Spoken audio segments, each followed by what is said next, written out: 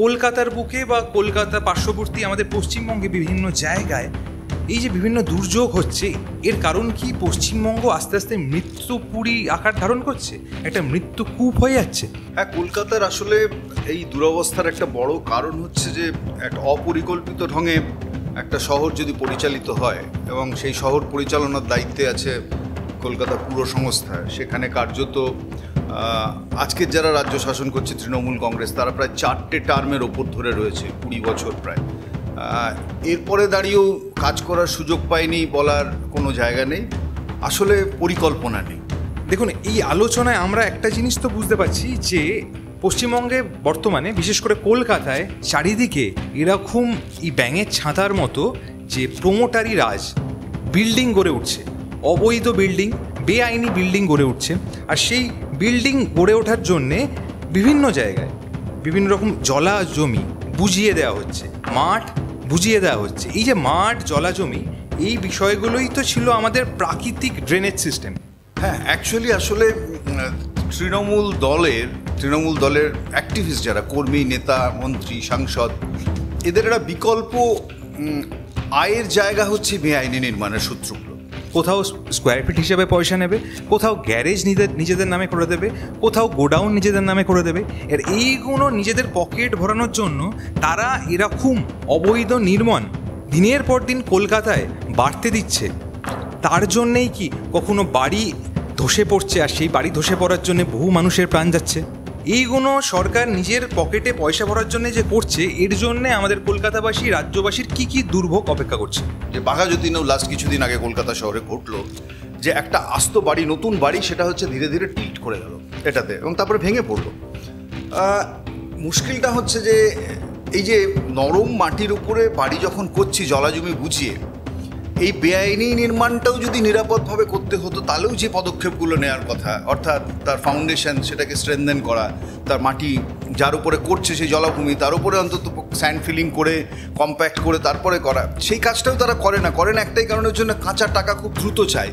এই ঘাটাল মাস্টার প্ল্যানের এইরকম একটা জুজু দেখিয়ে তিনি ভোটের বৈতরণী উত্তোলন করে ফেলেন, কিন্তু ঘাটাল পড়ে থাকে সেই একই জায়গায়। কোনো মাস্টার প্ল্যানের ছিটে ফোটা কোনো পরিকল্পনা দেখতে পাওয়া যায় না। তাই প্রতি বছর বর্ষার সময় নদী উপচে পড়ে আর ঘাটাল ভেসে যায়, ঘাটালের বহু মানুষের জীবন বরবাদ হয়ে যায়। এইগুলো আদতে এই ভোট রাজনীতি চালাতে কত সুযোগ সুবিধা থেকে মানুষ বঞ্চিত হচ্ছে, তার ফিরিস্তি যদি দিতে শুরু করে দিই, তাহলে নদী বাঁধ থেকে শুরু করে বিভিন্ন জায়গায় যাওয়া যায়। দেখুন, এই নদী প্রতি বছর উপচে যায় আর বাঁধগুলোর বাঁধনারা উচ্ছ্বাস হয়।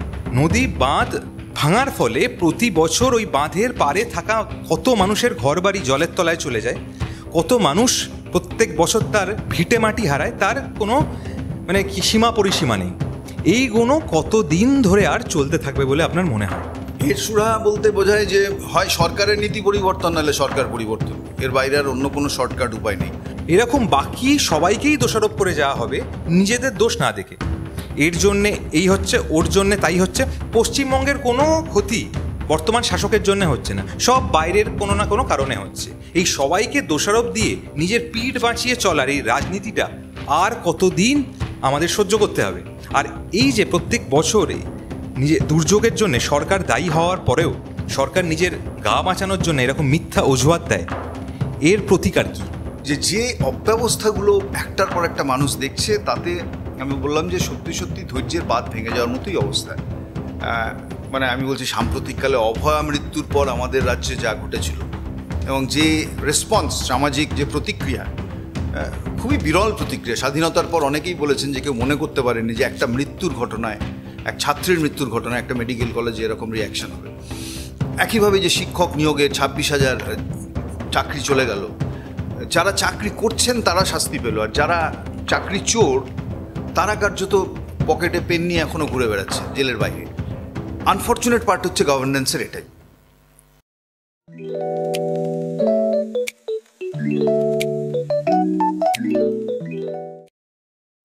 আজকে আমরা আমাদের যে অতিথির সাথে কথা বলবো, সেই মানুষটি আমাদেরকে বলতে পারবে আমাদের কলকাতা বা পশ্চিমবঙ্গের বুকে এই যে কিছুদিনের মধ্যে বা বিগত কিছু বছরের মধ্যে এত দুর্যোগ নেমে আসছে, আর সেই দুর্যোগের পরে আমাদের রাজ্যবাসীকে নাকানি চবানি খেতে হচ্ছে।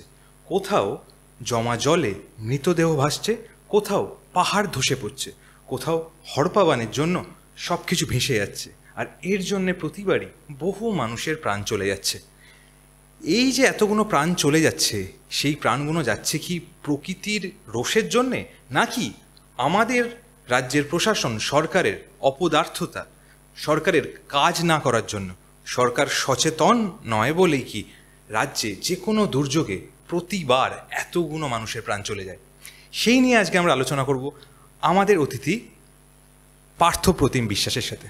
নমস্কার পার্থদা, আপনাকে প্রথম যে প্রশ্নটা আমি করতে চাই সেটা হচ্ছে যে এই যে কলকাতার বুকে বা কলকাতা পার্শ্ববর্তী আমাদের পশ্চিমবঙ্গে বিভিন্ন জায়গায় এই যে বিভিন্ন দুর্যোগ হচ্ছে, এর কারণ কি পশ্চিমবঙ্গ আস্তে আস্তে মৃত্যুপুরী আকার ধারণ করছে, একটা মৃত্যুকূপ হয়ে যাচ্ছে, যেখানে যে কোনো দুর্যোগের পরে আমরা সেখান থেকে কোনো সুরাহা পাচ্ছি না, আমরা বরঞ্চ সেই দুর্যোগের পরে বিভিন্ন রকমভাবে প্রকৃতির বলি হচ্ছি।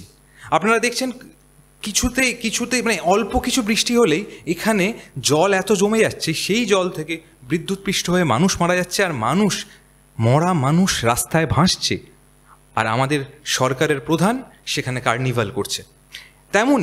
তেমনি বিভিন্ন জায়গায় নদী উপচে যাচ্ছে, পাহাড়ে ধস নামছে, চারিদিকে এই মৃত্যু মিছিল চলতে থাকছে, কিন্তু সরকারের কোনো হুঁশ নেই। এর কারণ কি বলে আপনার মনে হয়? হ্যাঁ, কলকাতার আসলে এই দুরবস্থার একটা বড় কারণ হচ্ছে যে একটা অপরিকল্পিত ঢঙে একটা শহর যদি পরিচালিত হয় এবং সেই শহর পরিচালনার দায়িত্বে আছে কলকাতা পুর সংস্থা, সেখানে কার্যত আজকের যারা রাজ্য শাসন করছে তৃণমূল কংগ্রেস, তারা প্রায় 4টে টার্মের ওপর ধরে রয়েছে, 20 বছর প্রায়। এরপরে দাঁড়িয়েও কাজ করার সুযোগ পায়নি বলার কোনো জায়গা নেই। আসলে পরিকল্পনা নেই বলে পরিকল্পনা বাস্তবায়নেরও কোনো দায় নেই। ফলে প্রত্যেকটা বিপদ কি এরা মনে করে এটা আসলে একটা সিজনাল বিপদ, অর্থাৎ এই তো বর্ষাকাল এলো মানে হচ্ছে যে জল জমলো, আবার বর্ষা চলে যাবে, জল চলে যাবে, আবার গরম আসবে, যখন জলে খাবে জল না পেয়ে শহরের মানুষ, তখন সেটাও আর একটা বিপদ। কিন্তু সেটাকেও তারা মনে করবে যে আসলে এটা একটা সিজনাল বিপদ, গরম আসলে কিছুটা জল কষ্ট হবে, যখন বর্ষাকাল সেখানে হচ্ছে যে কলকাতা ভাসবে। এটাকে আসলে একটা ঘাস হওয়া করাতে চাইছে। যেমনটা দেখবেন যে গত কয়েক বছর ধরে, আমি বলবো যে ইন পার্টিকুলারলি গত 15 বছর ধরে দুর্নীতিটা আমাদের রাজ্যে যেরকম হয়েছে একটা প্রাতিষ্ঠানিক চেহারা পেয়েছে। তো ফলে দুর্নীতিটা কীরকম মানুষের আস্তে আস্তে যেরকম ঘাস হয়ে যাচ্ছে, অ্যাকচুয়ালি এই পুরসভার অব্যবস্থাটা দেখতে দেখতে লোকের আসলে পুরসভার থেকে এক্সপেকটেশন যেটা, সেটাও কার্যত প্রায় শূন্যে পরিণত হচ্ছে। কারণ তারা কেউ আর ভরসাও করতে চায় না, তারা মনেও করতে চায় না যে পুরসভার থেকে তারা কিছু পাবে। ফলে এই যে এই ধারণাটা একটা মানুষের মধ্যে যখন তৈরি করিয়ে দিতে পারে একটা দল, একটা সরকার, যে আসলে আমাদের 90% কাজ হয়ে গেছে আর নতুন করে কিছু করার নেই, এবং মানুষকেও ঠিক সেরকমভাবে গিলিয়ে দেওয়ার চেষ্টা চলে এই থিওরিটা, তখন মানুষের জন্য কি শহর কি গ্রাম জুড়ে সবচেয়ে বড় বিপর্যয়গুলো অপেক্ষা করতে থাকে। যার একটা হচ্ছে যে কলকাতা শহরের নিকাশি, তার যে বিপর্যয়। এই কারণের জন্য যে কলকাতা শহর বহু পুরনো শহর, এ নিয়ে কোনো সন্দেহ নেই। পুরনো শহরের নিকাশিও পুরনো ছিল। ইংরেজরা প্রথম দিকটায় নর্থ ক্যালকাটা, পরের দিকে সাউথ ক্যালকাটায় হচ্ছে যে করে। ফলে সেই নিকাশি ব্যবস্থায় হচ্ছে যে ধরা যাক গড়ে যদি দৈনিক 125 মিলিমিটার বৃষ্টি হয়, তাহলে সেটা সামলানোর মতো একটা নিকাশি কলকাতায় তখন ডিজাইনড হয়েছিল। কিন্তু বৃষ্টিপাতের যে চরিত্র পাল্টাচ্ছে আস্তে আস্তে, তাহলে এখন হচ্ছে যে বৃষ্টি কলকাতার কোনো জায়গায় 12 ঘন্টায় 200 মিলিমিটার 250 মিলিমিটার বৃষ্টি হচ্ছে, জলবায়ুর পরিবর্তন হচ্ছে, আবহাওয়ার পরিবর্তন হচ্ছে, মাইক্রো ক্লাইমেট চেঞ্জ হচ্ছে, এবং অতি অল্প সময় বৃষ্টি হবে, এটা এখন সবাই মেনে নিচ্ছে। এটা কলকাতা শুধু না, দিল্লি, চেন্নাই, মুম্বাই, হায়দ্রাবাদ সব জায়গাতেই হচ্ছে। এখন যদি এটা হয়, তাহলে এটাকে আমি যদি কেবলমাত্র মনে করি যে এটাই আমার অদৃষ্ট, তা বললে তো লাভ নেই, তাহলে শহরের মানুষের অবস্থা খারাপ হবে। কিন্তু সেই যে বাড়তি বৃষ্টি সামলানোর মতো যে নিকাশি, সেই নিকাশির কোনো পরিকল্পনা কার্যত হচ্ছে না, যেটা সবচেয়ে বিপজ্জনক। যে ইংরেজরা যা করে গেছিলো, তারপরের মেজর সংস্কার হয়েছিল বিকাশ ভট্টাচার্য যখন মেয়র ছিলেন আমাদের কলকাতা শহরের, তখন আমাদের আন্ডারগ্রাউন্ড যে নিকাশি, সেই নিকাশির কিছু পরিবর্তন হয়েছিল। ফলে অনেক জায়গায় কলকাতা জল জমা কমেছিল, কিন্তু তারপর থেকে কার্যত বহু ফান্ড এই সময় তৃণমূল সরকার পেয়েছে, এই কর্পোরেশনও পেয়েছে, কিন্তু সেই ফান্ডগুলোর ইউটিলাইজেশন হয়নি। ফলে অ্যাডেড এরিয়া যেগুলো কর্পোরেশনের সাথে যুক্ত হয়েছিল, যেমন যাদবপুরের একটা বড় অংশ, বেহালার একটা বড় অংশ, ইস্টার্ন মেট্রোপলিটন বাইপাসের বাঁদিক ঘিয়ে যে অংশটা আছে পুরোটা, যেগুলো অ্যাডেড এরিয়া ছিল, এই এরিয়াগুলোতে নতুন করে নিকাশির যে ব্যবস্থা করা, নিকাশির যে পরিকাঠামো গড়ে তোলার কথা ছিল, কার্যত তারা করতে পারেননি বলে এখন সমস্যাটা হচ্ছে যে এই বাড়তি বৃষ্টি যখন হচ্ছে, যে সেই বৃষ্টিতে যে অনেক বেশি জল সেই নালা দিয়ে যেতে গিয়ে অবরুদ্ধ হচ্ছে, যে আটকে থাকছে শহরে।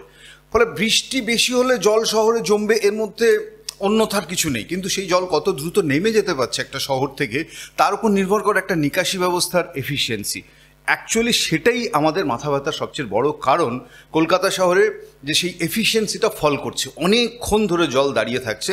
আর সেই জল দাঁড়িয়ে থাকার সময় যদি মনে করেন রাজ্যের মুখ্যমন্ত্রী যে এই জলটা আসলে উত্তরপ্রদেশের পাঠানো জল বা ঝাড়খণ্ডের জল এসে জমে যাচ্ছে কলকাতায়, আমি বলছি যে এর চেয়ে বড় দুর্ভাগ্যও কিছু হয় না, এর চেয়ে বড় বোকামিও কিছু হয় না।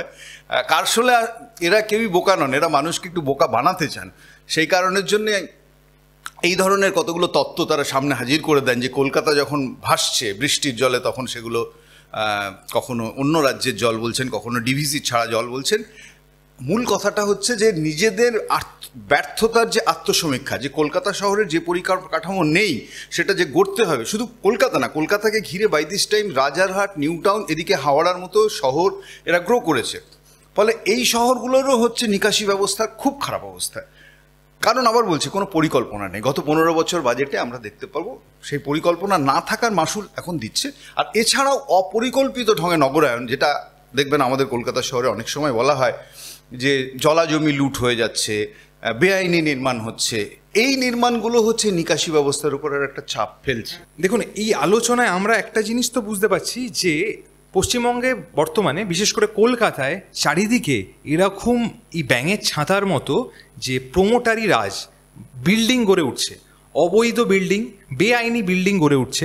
আর সেই বিল্ডিং গড়ে ওঠার জন্যে বিভিন্ন জায়গায় বিভিন্ন রকম জলা জমি বুঝিয়ে দেওয়া হচ্ছে, মাঠ বুঝিয়ে দেওয়া হচ্ছে। এই যে মাঠ, জলা জমি, এই বিষয়গুলোই তো ছিল আমাদের প্রাকৃতিক ড্রেনেজ সিস্টেম। মানে সব জায়গায় জল উপচে গেলে এই মাঠ বা জলা জমি, লেক, এরা জলটা টেনে নিত, সেই জল ধারণ করতো বলে আমাদের জলগুলো পাস হয়ে যেতে সুবিধা হতো। কিন্তু এই সব কিছু বুঝিয়ে দেওয়ার ফলে আমাদের এই একটা বদ্ধভূমি তৈরি হচ্ছে। এটা কি এই সরকারের এই প্রমোটারি রাজকে আরও কায়েম করার জন্যেই? হ্যাঁ, অ্যাকচুয়ালি আসলে তৃণমূল দলের অ্যাক্টিভিস্ট যারা, কর্মী, নেতা, মন্ত্রী, সাংসদ, এদের একটা বিকল্প আয়ের জায়গা হচ্ছে বেআইনি নির্মাণের সূত্রগুলো। এই বেআইনি নির্মাণ যদি সরকার বা পুরসভা বন্ধ করতে চাইতো পারতো, সম্ভব, আইন আছে। কিন্তু মুশকিল হচ্ছে যে শহরে বা রাজ্যে সেই আইনটা এনফোর্স করার কোনো মেকানিজম নেই। এনফোর্স করার কথা কলকাতা পুরসভায়, এনফোর্স করার কথা রাজ্যের সরকারের। ফলে একটা আইন আছে রাজ্যে বা আমাদের শহরে, কিন্তু সেই আইনটাকে লাগু করার কোনো উপায় যদি না থাকে, তাহলে বেআইনি নির্মাণ হওয়াটাই আসলে সময়ের চাহিদা। এবং এটাই হচ্ছে যে আপনি পুকুর, জলা জমি আমাদের শহরে যাচ্ছিল, সেগুলো দ্রুত ভরাট হচ্ছে, এবং ভরাট হচ্ছে ওখান থেকে কাঁচা টাকা আসছে। বিশেষত আমি বলছি যে এমনি আমাদের এই গোটা রাজ্যে এখন মানে কি বলবো, লক্ষ্মী ছাড়া অবস্থা, যখন শিল্প নেই, বা সরস্বতীরও সেই অবস্থা, ফলে লেখাপড়ারও যা অবস্থা, সেখানে দাঁড়িয়ে বিকল্প রোজগারের উপায় হিসেবে বেআইনি নির্মাণটাই এখন মুখ্য হয়ে উঠছে। এবং বেআইনি নির্মাণে সবচেয়ে বড়োভাবে হচ্ছে আক্রান্ত হচ্ছে এই জলা জমিগুলো। এই পুরনো জলা জমি যে জায়গাগুলো আছে, সেই জায়গাগুলোকে এরা সবাই ব্যবহার করছে। বহু সমীক্ষা হয়েছে, আমাদের কলকাতার সবুজায়ন কমেছে। গত আমরা যদি 25 বছরে যদি দেখি, ড্রাস্টিক্যালি গ্রিন কাভার লস হচ্ছে কলকাতা শহরে।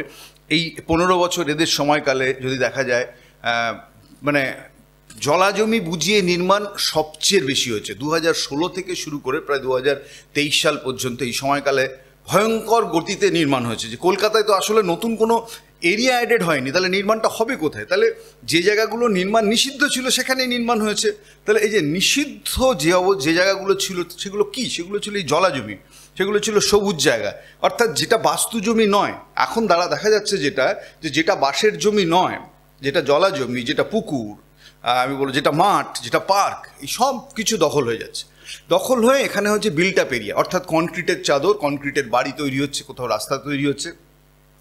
এর সবচেয়ে বড় মুশকিল হচ্ছে যে বৃষ্টির জলটা, যে বৃষ্টি বাড়ছে আমরা সবাই বুঝছি, বৃষ্টির জলের একটা বড় অংশ মাটিতে চুইয়ে চলে যায়। সেই চুইয়ে যাওয়ার পথ, অর্থাৎ বৃষ্টির জলের পাতাল প্রবেশের পথ সেটা হচ্ছে যে অবরুদ্ধ যদি হয়ে যায় তাহলে সেই জলটা কোথায় যাবে? সেই জলটা আলটিমেটলি নালা দিয়ে চলে যাওয়ার চেষ্টা করবে, ড্রেন আউট করার চেষ্টা করবে। আর নালা হচ্ছে সেই 150 বছরের পুরনো নালায় পড়ে আছি আমরা, ফলে শহর অবরুদ্ধ হচ্ছে জলে। এবং এই কারণের জন্য যে যত বেশি বেআইনি নির্মাণ হবে, যত বেশি বিল্ট আপ এরিয়া শহরে বাড়বে, তত ইনফিল্ট্রেশনের চান্স জলের কমে যাবে, সুযোগ কমে যাবে। ফলে রান অফ ফর্মে অর্থাৎ উপচে পড়া জল সেটা হৈ হৈ করে নালা দিয়ে যেতে চাইবে। এখন নালা দিয়ে যেতে গিয়ে মুশকিল, যেটা কলকাতা শহরের মানুষের প্রশাসনেরও একাংশের ভুল ধারণা আছে যে আমাদের পশ্চিম দিকে হুগলি নদী বয়ে যায় বলে সবার ধারণা হচ্ছে যে আমাদের শহরে বৃষ্টি হলে, জল পড়লে সেই জল নালা নর্দমা হয়ে হচ্ছে যে হুগলি নদীতে গিয়ে পড়ে বেরিয়ে চলে যাবে। It is not true. Kolkata শহরের ঢালটা উল্টো দিকে, ওয়েস্টে হচ্ছে যে আমাদের হচ্ছে যে হুগলি নদী, আর আমাদের শহরের ঢালটা হচ্ছে যে ইস্টের দিকে। মূলত পূর্বমুখী যে খালগুলো আছে সেগুলো, যে বিদ্যাধগীর মতো খাল, সেগুলো হচ্ছে যে গিয়ে ক্যানিংয়ের দিকে, সুন্দরবনের দিকে বেরিয়ে যায়। ফলে এন্টায়ার কলকাতা শহরে রেইন ওয়াটার ড্রেন আউট হওয়ার কথা ছিল ওই বিস্তীর্ণ পূর্ব কলকাতা জলভূমি হয়ে, তারপর হচ্ছে যে খালগুলো এই বাসন্তীর দিক ঘিসে সেই জায়গাগুলো। ফলে কলকাতার ভৌগোলিক চেহারা যা, তাতে হচ্ছে যে কলকাতা খানিকটা কড়াইয়ের মতো। ফলে কলকাতার বৃষ্টির পর যে জল, সেই জলটা ন্যাচারাল স্লোপে উঁচু জায়গা থেকে নিচু জায়গায় যেভাবে জল বেরিয়ে যায় আমাদের পাড়ায়, সব জায়গায় বেরোয় না। তাহলে অনেকটা জায়গা জুড়ে জল জমেও থাকে। তাহলে সেই জমা জলকে পাম্প আউট করে চ্যাংদোলা করে গঙ্গায় ফেলতে হয়, তা না হলে পরে অটোমেটিক্যালি গঙ্গায় চলে যাবে না। এইটা বুঝতে হবে। তাহলে আমাদের যেহেতু শহরের ঢালটা উল্টো দিকে, তাহলে উল্টো দিকে যে মজা খালগুলো ছিল, যেগুলো বেদখল হয়ে গেছে রোজ, সেগুলোকে যদি উদ্ধার করতে না পারে, তাহলে আর্টিফিশিয়াল পুরো ড্রেনেজ সিস্টেম এটা কলকাতার জন্য লাগবে। এবং সেটা যতক্ষণ না রেডি হচ্ছে ততক্ষণ পর্যন্ত কিন্তু কলকাতা জলে খাবি খাবে। এটাই হচ্ছে কলকাতার ভবিতব্য। দেখুন, বর্তমানে আমাদের চারপাশে শুনতে পাওয়া যায় আমাদের বিভিন্ন এলাকার বিভিন্ন কাউন্সিলরদের নামকরণ করা হয়। কেউ স্কোয়ার ফিট কাউন্সিলর, কেউ গ্যারেজ কাউন্সিলর, কেউ গোডাউন কাউন্সিলর। এরা নাকি ওঁত পেতে বসে থাকে যে নিজেদের এলাকায় কখন বিভিন্ন রকমের এরম অবৈধ নির্মাণ হবে এবং সেখান থেকে তারা এরমভাবে পয়সা কামাতে পারবে। কোথাও স্কোয়ার ফিট হিসেবে পয়সা নেবে, কোথাও গ্যারেজ নিজেদের নামে করে দেবে, কোথাও গোডাউন নিজেদের নামে করে দেবে। এর এইগুলো নিজেদের পকেট ভরানোর জন্য তারা এরকম অবৈধ নির্মাণ দিনের পর দিন কলকাতায় বাড়তে দিচ্ছে। তার জন্যেই কি কখনো বাড়ি ধসে পড়ছে, আর সেই বাড়ি ধসে পড়ার জন্যে বহু মানুষের প্রাণ যাচ্ছে। এমনকি আমাদের এই রাজ্যে যদি কোনো কারণে ভূমিকম্প হয়, তাহলে তাসের ঘরের মতো বহু মানুষ বাড়ি ভেঙে পড়ে মারা যাবে। এইগুলো সরকার নিজের পকেটে পয়সা ভরার জন্য যে করছে, এর জন্যে আমাদের কলকাতাবাসী, রাজ্যবাসীর কি কি দুর্ভোগ অপেক্ষা করছে।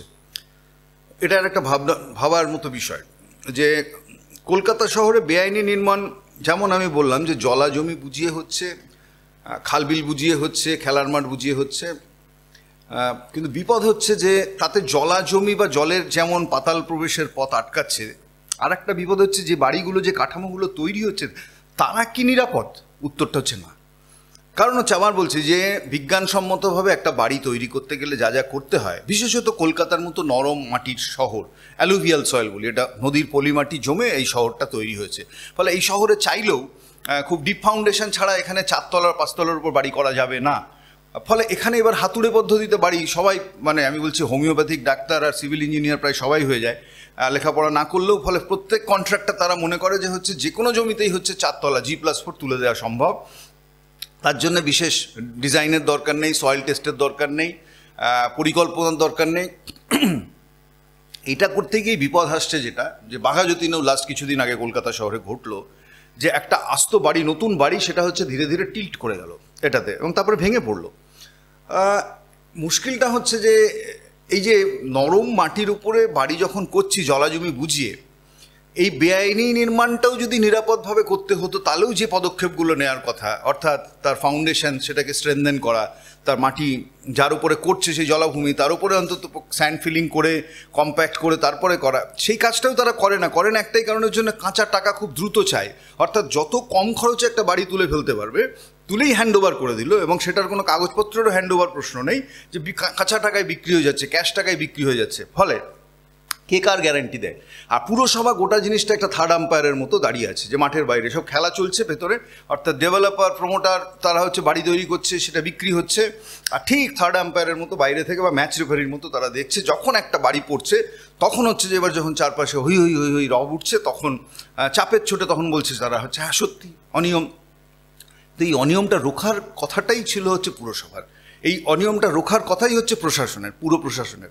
ফলে কলকাতা শহরে কেন ভারতবর্ষের যে কোনো জায়গায় অবৈধ নির্মাণ এমন একটা বিষয়, এটা রাতের অন্ধকারে একদিনে হয় না, এটা দিনের পর দিন প্রকাশ্যে দিবালোকে হয়। ফলে এটা অন্য যে কোনো ক্রাইমের থেকে আলাদা। ফলে একটা বাড়ি রাতারাতি উঠে যাচ্ছে, এই ঘটনা কখনো ঘটে না, তাহলে সবার চোখের সামনে ঘটে, অথচ এর সত্ত্বেও কোনো ইন্টারভেনশন নেই। তাহলে প্রমাণ হয় এর থেকে যে কত বড় একটা বেআইনি চক্রের ইকোসিস্টেম আমাদের শহর জুড়ে সক্রিয়, যে যারা দিনের পর দিন ঘন্টার পর ঘন্টা হচ্ছে যে এরকম একটা অবৈধ নির্মাণ উঠছে দেখেও গোটা শহর গোটা রাজ্যের পুলিশ প্রশাসন তারা নীরবতা পালন করে, টিল সেটা ভেঙে পড়ছে, টিল সেটা টিল্ট হয়ে যাচ্ছে, যতক্ষণ না হয়ে যাচ্ছে কেঁপে যাচ্ছে, বেঁকে যাচ্ছে। আর আপনি যেটা বললেন ভূমিকম্পের সময় এবং দুটো আগুন লাগার সময় অপরিকল্পিত এই বাড়িগুলো সবচেয়ে বিপজ্জনক। আমাদের কলকাতা শহরের বেশ কিছু অংশ মাইক্রোজোনেশন বলা হয়, অর্থাৎ শহরের সব জায়গায় বিপদ ভূমিকম্পের একরকম নয়। বিশেষত আমাদের শহরের তলা দিয়ে যে বেডরক্সগুলো গেছে তার যা চ্যুতি রেখা, সেই অনুযায়ী কলকাতা শহরের বেশ কিছু জায়গা, যেমন বলি যদি পার্ক স্ট্রিট, সে বেহালা, আমি বলছি যে কসবা, নিউ টাউন, রাজারহাট, হ্যাঁ, এরকম বেশ কিছু জায়গা মাইক্রোজোনেশন অনুযায়ী ভূমিকম্পের প্রবল ঝুঁকি। অন্যত্র মাইনর যদি হয়, এই জায়গাগুলোতে বেশ মেজর ভূমিকম্পের আঘাত লাগতে পারে। ফলে কলকাতা ভূমিকম্পের নিরিখে একেবারে নিরাপদ এই কথাটা আর বলার সময় নেই, কেন ভূমিকম্পের চরিত্র পাল্টাচ্ছে ওভার দ্য ইয়ার্স। যেমন বৃষ্টিপাতের চরিত্র পাল্টাচ্ছে, ভূমিকম্পের চরিত্রও পাল্টাচ্ছে। ফলে এই যে মাইক্রোজোনেশন অনুযায়ী কলকাতার বিপজ্জনক জায়গাগুলো যেগুলো আমরা চিহ্নিত করেছি, কার্যত সেই জায়গাগুলোতেই আমরা দেখতে পাচ্ছি যে এই বেআইনি বাড়ির ঘনত্ব হচ্ছে যে সবচেয়ে বেশি। নতুন নির্মাণ যেগুলো হয়েছে, অ্যাডেড এরিয়া জুড়ে বিশেষত নির্মাণ যেগুলো হয়েছে, এখন উত্তর কলকাতাতেও বহু নির্মাণ হচ্ছে। ফলে উত্তর কলকাতার মধ্যে শ্যামবাজার এরকম একটা ঝুঁকির জায়গা। আমি এই কারণের জন্যই বলছি যে তাহলে ভূমিকম্পের সময় যদি এই বেআইনি নির্মাণগুলো যদি খুব দুর্বল হয়, অর্থাৎ structurally if they are not stable, তাহলে হচ্ছে যে সেগুলোর ভেঙে পড়ার বিপদ সবচেয়ে আগে। দুই, গায়ে গায়ে যদি বাড়ি থাকে, তাহলে একটা বাড়ির ফাউন্ডেশনের প্রেশার অন্য বাড়ির ফাউন্ডেশনকে ভূমিকম্পের সময় ভীষণ রকমভাবে অ্যাফেক্ট করে। কারণ ভূমিকম্পের সময় মাটির যে ধারণ ক্ষমতা সেটা কুইকলি কমে যায় হঠাৎ করে। তাহলে কমে যায়, তখন ওই ভারবাহী গোটা বাড়িগুলো তারা হচ্ছে যে বসে যেতে চায়। এই বসে যাওয়ার সময় হচ্ছে এরা যদি খুব কাছাকাছি থাকে একজন আরেকজনের গায়ে লাগানো অবস্থায়, তাহলে দ্রুত হচ্ছে যে বসে যেতে পারে, সেটা একটা বড় বিপদ। এবং লাস্ট হচ্ছে যে আগুন লাগলে বাড়িগুলো এত ন্যারো, মানে একটার থেকে আরেকটার মাঝখানে স্পেসিংটা দুটো কারণে দেওয়া হয়। একটা হচ্ছে যে এই ধরনের স্ট্রাকচারাল কোলাপস যাতে না হয়, আর একটা হচ্ছে যে অন্ততপক্ষে ফাংশনাল ইস্যুসগুলো, যেমন হচ্ছে ফায়ার ইঞ্জিন মুভ করতে পারে, দমকলের 4টে অফিসার বা কর্মী এসে আগুন লাগলে দুটো বাড়ির মাঝে যদি গ্যাপ থাকে, সেখানে তো পাইপ নিয়ে দাঁড়াবে, সেখানে তো একটা ল্যাডার ফিট করবে, সেই জায়গাটুকুও যদি না থাকে, সেই জায়গা থাকছে না। কারণ বেআইনি নির্মাণ এমন একটা জিনিস, যত বেশি ফ্লোর এরিয়াকে সে ব্যবহার করতে পারবে, অর্থাৎ জমির যা এরিয়া, সেই জমির বেশিরভাগটাকেই যদি ও কনক্রিটে ঢেকে ফেলতে পারে, তাহলে তাকে স্কোয়ার ফুট দিয়ে গুণ করলে হচ্ছে যে সেই টাকাটা সে পাবে। স্কোয়ার ফুটের বিপদটা হচ্ছে এই স্কোয়ার ফিটের বিপদের মধ্যে ব্যবসায়ীরা যেমন আছেন, স্কোয়ার ফিটের সাথে যুক্ত হয়ে যাচ্ছেন জনপ্রতিনিধিরাও। ফলে এই স্কোয়ার ফিট ইকোনমির থেকে শহর যদি না বেরোতে পারে, বিপদ বাড়বে। দেখুন, বিকাশ রঞ্জন ভট্টাচার্য মহাশয় একটা কথা বলতেন, বা এখনও বলেন, যে তিনি বলেন তার মেয়র থাকাকালীন তিনি এমন কিছু কাজ করেছেন যেগুলো চোখের ওপর দেখতে পাওয়া যায় না বলে মানুষ ভাবতেন যে কী কাজ করতেন। তিনি আদতে মাটির নিচের এই নিকাশি ব্যবস্থাটা, বহু পুরনো দিনের কলকাতার যে ব্রিটিশ আমল থেকে চলে আসা নিকাশি ব্যবস্থা, সেটাকে সংস্কার করেছিলেন, সেটাকে ঠিক করেছিলেন বলে বহু জায়গায় জল জমতো, সেইগুলো জমা বন্ধ হয়ে গেছিল। এবং তিনি এও বলেছিলেন যে আজকের সরকারের আজকে মেয়র যে, তাদের কোনো ইচ্ছাই নেই মাটির তলার এই নিকাশি ব্যবস্থাটাকে ঠিক করার। কারণ তারা বলছে যে তারা তো মাটির তলায় আর ওই নর্দমার মধ্যে নীল সাদা রং করতে পারবে না, বা সেখানে তাদের অনুপ্রাণিত হওয়া দিদিমণির ছবিও টাঙাতে পারবে না, তাই তাদের প্রচার করাও যাবে না। তাই এই নিকাশি ব্যবস্থাটা তারা অবহেলাই করে, কারণ তাদের কাছে সবটাই ভোট রাজনীতি। নিকাশি ব্যবস্থাটা ঠিক করে কি হবে, লোকের চোখেই পড়বে না। সে বছরে একবার বৃষ্টিতে জমা জলে লোক মারা যাবে, লোক মরে গিয়ে জলের মধ্যে ভাসবে। তো তাদের এই চটকদারি রাজনীতির জন্যেই কি কলকাতার নিকাশি ব্যবস্থা দিনের পর দিন এরকমভাবে বঞ্চিত হচ্ছে আর কলকাতা মৃত্যুকূপ হয়ে যাচ্ছে। আশ্চর্য তো সেটাই। কিছুদিন আগে শহরে ইডি সিবিআই রেড হচ্ছে, ইস্যু হচ্ছে যে পুরসভার দুর্নীতি, তার সাথে সেই ইকোসিস্টেমে কে বা কারা আমাদের শাসক দলের নেতারা যুক্ত, মন্ত্রীরা যুক্ত। এখন শাসক দলের শুধু নেতা না, বড় বড় মন্ত্রীরা এমন অবস্থা আছে, শিক্ষামন্ত্রী তো জেলেই আছেন, এছাড়া হচ্ছে যে খাদ্যমন্ত্রী তাকে 5 বার ডাকাডাকি করে, জেল মন্ত্রী তিনি এদিক ওদিক করছেন, আইনমন্ত্রী তিনিও হচ্ছে দৌড়পাক করছেন, দমকল মন্ত্রী তাকেও ইডি ডাকছে। ফলে এখন এই যে সিরিজ অফ মন্ত্রীরা তারা হচ্ছে যখন দুর্নীতির দায়ে অভিযুক্ত হচ্ছেন, তখন বোঝা যাচ্ছে যে দুর্নীতিটা আমাদের এই ইকোসিস্টেমে, রাজ্যে এটা একটা স্থায়ী চেহারা পেয়েছে। ফলে দুর্নীতি বাদ দিয়ে কিছুই হয় না। পুরসভায় বলছিলেন আপনি, পুরসভায় হচ্ছে এখন তো ওই রেট বেঁধে চাকরি কিভাবে হয় সেটা ঠিক হয়ে যাচ্ছে। 10 লাখে আপনি পিয়ন, 14 লাখে হয়তো ঝাড়ুদার, এরকমভাবে হচ্ছে যেসব রেট ঠিক হচ্ছে। আর এই টাকাগুলো ভাগ বাটোয়ারা করছেন নেতারা প্রত্যেকেই নিজেদের মধ্যে। কিন্তু এর মধ্যে দিয়ে যেটা হচ্ছে যে বাড়তি টাকা দিয়ে, অর্থাৎ 14 লাখ টাকা দিয়ে একজন ঝাড়ুদারের চাকরি পেতে ঢুকছেন, কিন্তু তারপরে দেখা যাচ্ছে 14 বছর আগে যে ঝাড়ুদার ছিলেন তার মাইনে ঢুকছে না। সো সিস্টেম হচ্ছে লাইক দ্যাট। আর এই যে গোটা ঘটনাটা যখন হচ্ছে যে পুরসভাটা যদি দুর্নীতির আতুরঘর হয় বা পঞ্চায়েত, তাহলে যেটা দাঁড়াচ্ছে মানুষের পরিষেবা সেটা একেবারে জলাঞ্জলি যাচ্ছে, কারণ পরিকল্পনা কিছু হচ্ছে না। গোটা পুরসভাটাই হচ্ছে যে আখের গোছানো জায়গা হয়ে যাচ্ছে। ফলে এই যে কোথায় জল জমবে, কোথায় আগুন লাগলে কি বিপদ হবে, কোথায় হচ্ছে জঞ্জাল পরিষ্কার করার ব্যবস্থা করতে হবে, কোথায় পানীয় জল মানুষের কাছে পৌঁছাতে হবে, এই ভাবনাটাই তো নেই। ফলে এই ভাবনাটার জন্য যে যে যে সিস্টেমটা লাগে, যে ব্যবস্থাপনা লাগে নেই। এবং আপনি যেটা বললেন লাস্ট, সেটা ইম্পর্টেন্ট, যে উন্নয়নের একটা নতুন মডেল এই সরকার আমাদেরকে দেখিয়েছেন। সেই মডেলটা ভীষণ ইন্টারেস্টিং। যে দেখবেন হাসপাতালের সামনে বিরাট বড় গেট হয়, নীল সাদা রং হয়, কিন্তু দেখবেন ভেতরে ডাক্তার নেই, যন্ত্র নেই, ফলে রোগী গেলেও চিকিৎসা নেই। আপনি স্কুল বাড়ি দেখবেন নীল সাদা রং হয়ে গেছে, কিন্তু স্কুলে মাস্টার নেই। ফলে মাস্টার নেই বলে হচ্ছে ছাত্রও যায় না। ফলে স্কুলের বিরাট বাড়ি আছে কিন্তু অন্য কোনো লাভ হচ্ছে না। আচ্ছা, জঙ্গলের মহলে আমি দেখেছি যে জলের লাইন পাতা হয়েছে সব ঠিক আছে, কিন্তু তা দিয়ে জল পড়ে না। পাহাড়েও সেই একই অবস্থা। ফলে এই যে অর্থাৎ সব কিছু বাইরের দিক থেকে দেখা যায় যেটা, সেরকম কতগুলো নজির এরা তৈরি করে। যে গেট, রং, টুনি বাল্ব, যেগুলো হচ্ছে যে দেখবেন রোজ লোকের চোখের সামনে ঘটে, আর যেটা ঘটে না, যেমন হচ্ছে হাসপাতালের ভেতরে ডাক্তার আছে কি নেই, নার্স আছে কি নেই, যন্ত্র আছে কি নেই, কলকাতার নিকাশি ব্যবস্থা মাটির তলার পাইপগুলো ঠিক আছে কি নেই, কেউ দেখবে না। কারণ ওরাও বোঝে যে ওটা সিজনাল বিপদ, লাভ নেই। এবং বিকাশবাবু যথার্থই বলেছেন যে বিকাশবাবুর সময় মাটির তলার এই নিকাশি, এই লেন্থটা প্রায় কলকাতা শহরে প্রায় 1200 কিলোমিটার, মানে এদিক ওদিক করে যদি আমরা মাপি সেই পুরো নালা টাল্লা ধরে। ফলে মাটির তলার এই নিকাশি নালা পরিষ্কার হলে কারোর চোখে পড়বে না, শুধু একটাই চোখে পড়বে যে বৃষ্টির সময় জল বেশি জমলো না কম জমলো। একসময় সাদান এভিনিউ জলে ভেসে যেত। বিকাশবাবুর মেয়াদের পর যদি দেখা যায় যে বিফোর বিকাশবাবু অ্যান্ড আফটার বিকাশবাবু সাদান এভিনিউতে জল জমে না। এরকম বহু জায়গা আছে আমি বলতে পারি যে যেখানে হচ্ছে আগে জল জমতো, জল জমে না। সেটা কিন্তু ম্যাজিক নয়, তার কারণটা হচ্ছে বৃষ্টিও কমেনি, তার কারণ হচ্ছে নিকাশির উন্নতি হয়েছিল, কিন্তু সেই উন্নতিটা চোখে দেখা যায় না। ফলে ওই যে মাটির তলায় টাকা ঢুকে গেল, কেউ দেখতে পেলো না, ওই উন্নতির কোনো দাম নেই এখনকার সরকার। ফলে যা কিছু করবেন চোখের সামনে যেগুলো ভাসবে, বললাম আবার টুনি বাল্ব, রং, গেট, এই জিনিসগুলো হচ্ছে এই মডেলটা পছন্দ। আর এই মডেলটা পছন্দ বলেই আমি পরিকাঠামোর স্থায়ী বলতে যাবো, যায় স্থায়ী পরিকাঠামো, সেটা না হচ্ছে কলকাতায়, না হচ্ছে কোস্টাল বেল্টে। ঘূর্ণিঝড়ের সময় কলকাতা হচ্ছে জলে অবরুদ্ধ থাকছে, যেরকম আপনার সুন্দরবনের বিস্তীর্ণ অঞ্চল নদী বাঁধ ভেঙে জল, তার মধ্যে নোনা জল ঢুকে পড়ে তাদেরও জীবন দুর্বিষহ হয়ে যাচ্ছে। ফলে এই যে বলছে যে উন্নয়নের যে নতুন মডেল এখানে এই রাজ্যে এখন কি বলবো যে চালু হয়েছে, তাতেই বিপদটা বেড়েছে। এবার কলকাতা থেকে একটু আমরা পশ্চিমবঙ্গের বাকি দিকে একটু যাই। যে কোনো সময় প্রতি বছরই ঘাটালে গিয়ে আমাদের রাজ্যের প্রধান দিদিমণি গিয়ে বারংবার সেখানকার মানুষদের বলেন যে এই ঘাটার মাস্টার প্ল্যানটা হয়ে গেল, এবার হয়ে যাবে, এবার যদি ভোট দেওয়া হয় তাহলে ঘাটার মাস্টার প্ল্যান বাঁধা একদম। এবং এই বলে বলে বিগত বহু ভোট তিনি পার করে ফেললেন। এই ঘাটার মাস্টার প্ল্যানের এইরকম একটা জুজু দেখিয়ে তিনি ভোটের বৈতরণী উত্তরণ করে ফেলেন, কিন্তু ঘাটাল পড়ে থাকে সেই একই জায়গায়। কোনো মাস্টার প্ল্যানের ছিটে ফোটা কোনো পরিকল্পনা দেখতে পাওয়া যায় না। তাই প্রতি বছর বর্ষার সময় নদী উপচে পড়ে আর ঘাটাল ভেসে যায়। ঘাটালের বহু মানুষের জীবন বরবাদ হয়ে যায়। এইগুলো আদতে এই ভোট রাজনীতি চালাতে চালাতে কত সুযোগ সুবিধা থেকে মানুষ বঞ্চিত হচ্ছে তার ফিরিস্তি যদি দিতে শুরু করে দিই, তাহলে নদী বাঁধ থেকে শুরু করে বিভিন্ন জায়গায় যাওয়া যায়। দেখুন, এই নদী প্রতি বছর উপচে যায় আর বাঁধগুলোর বাঁধনারা উচ্ছ্বাস হয়।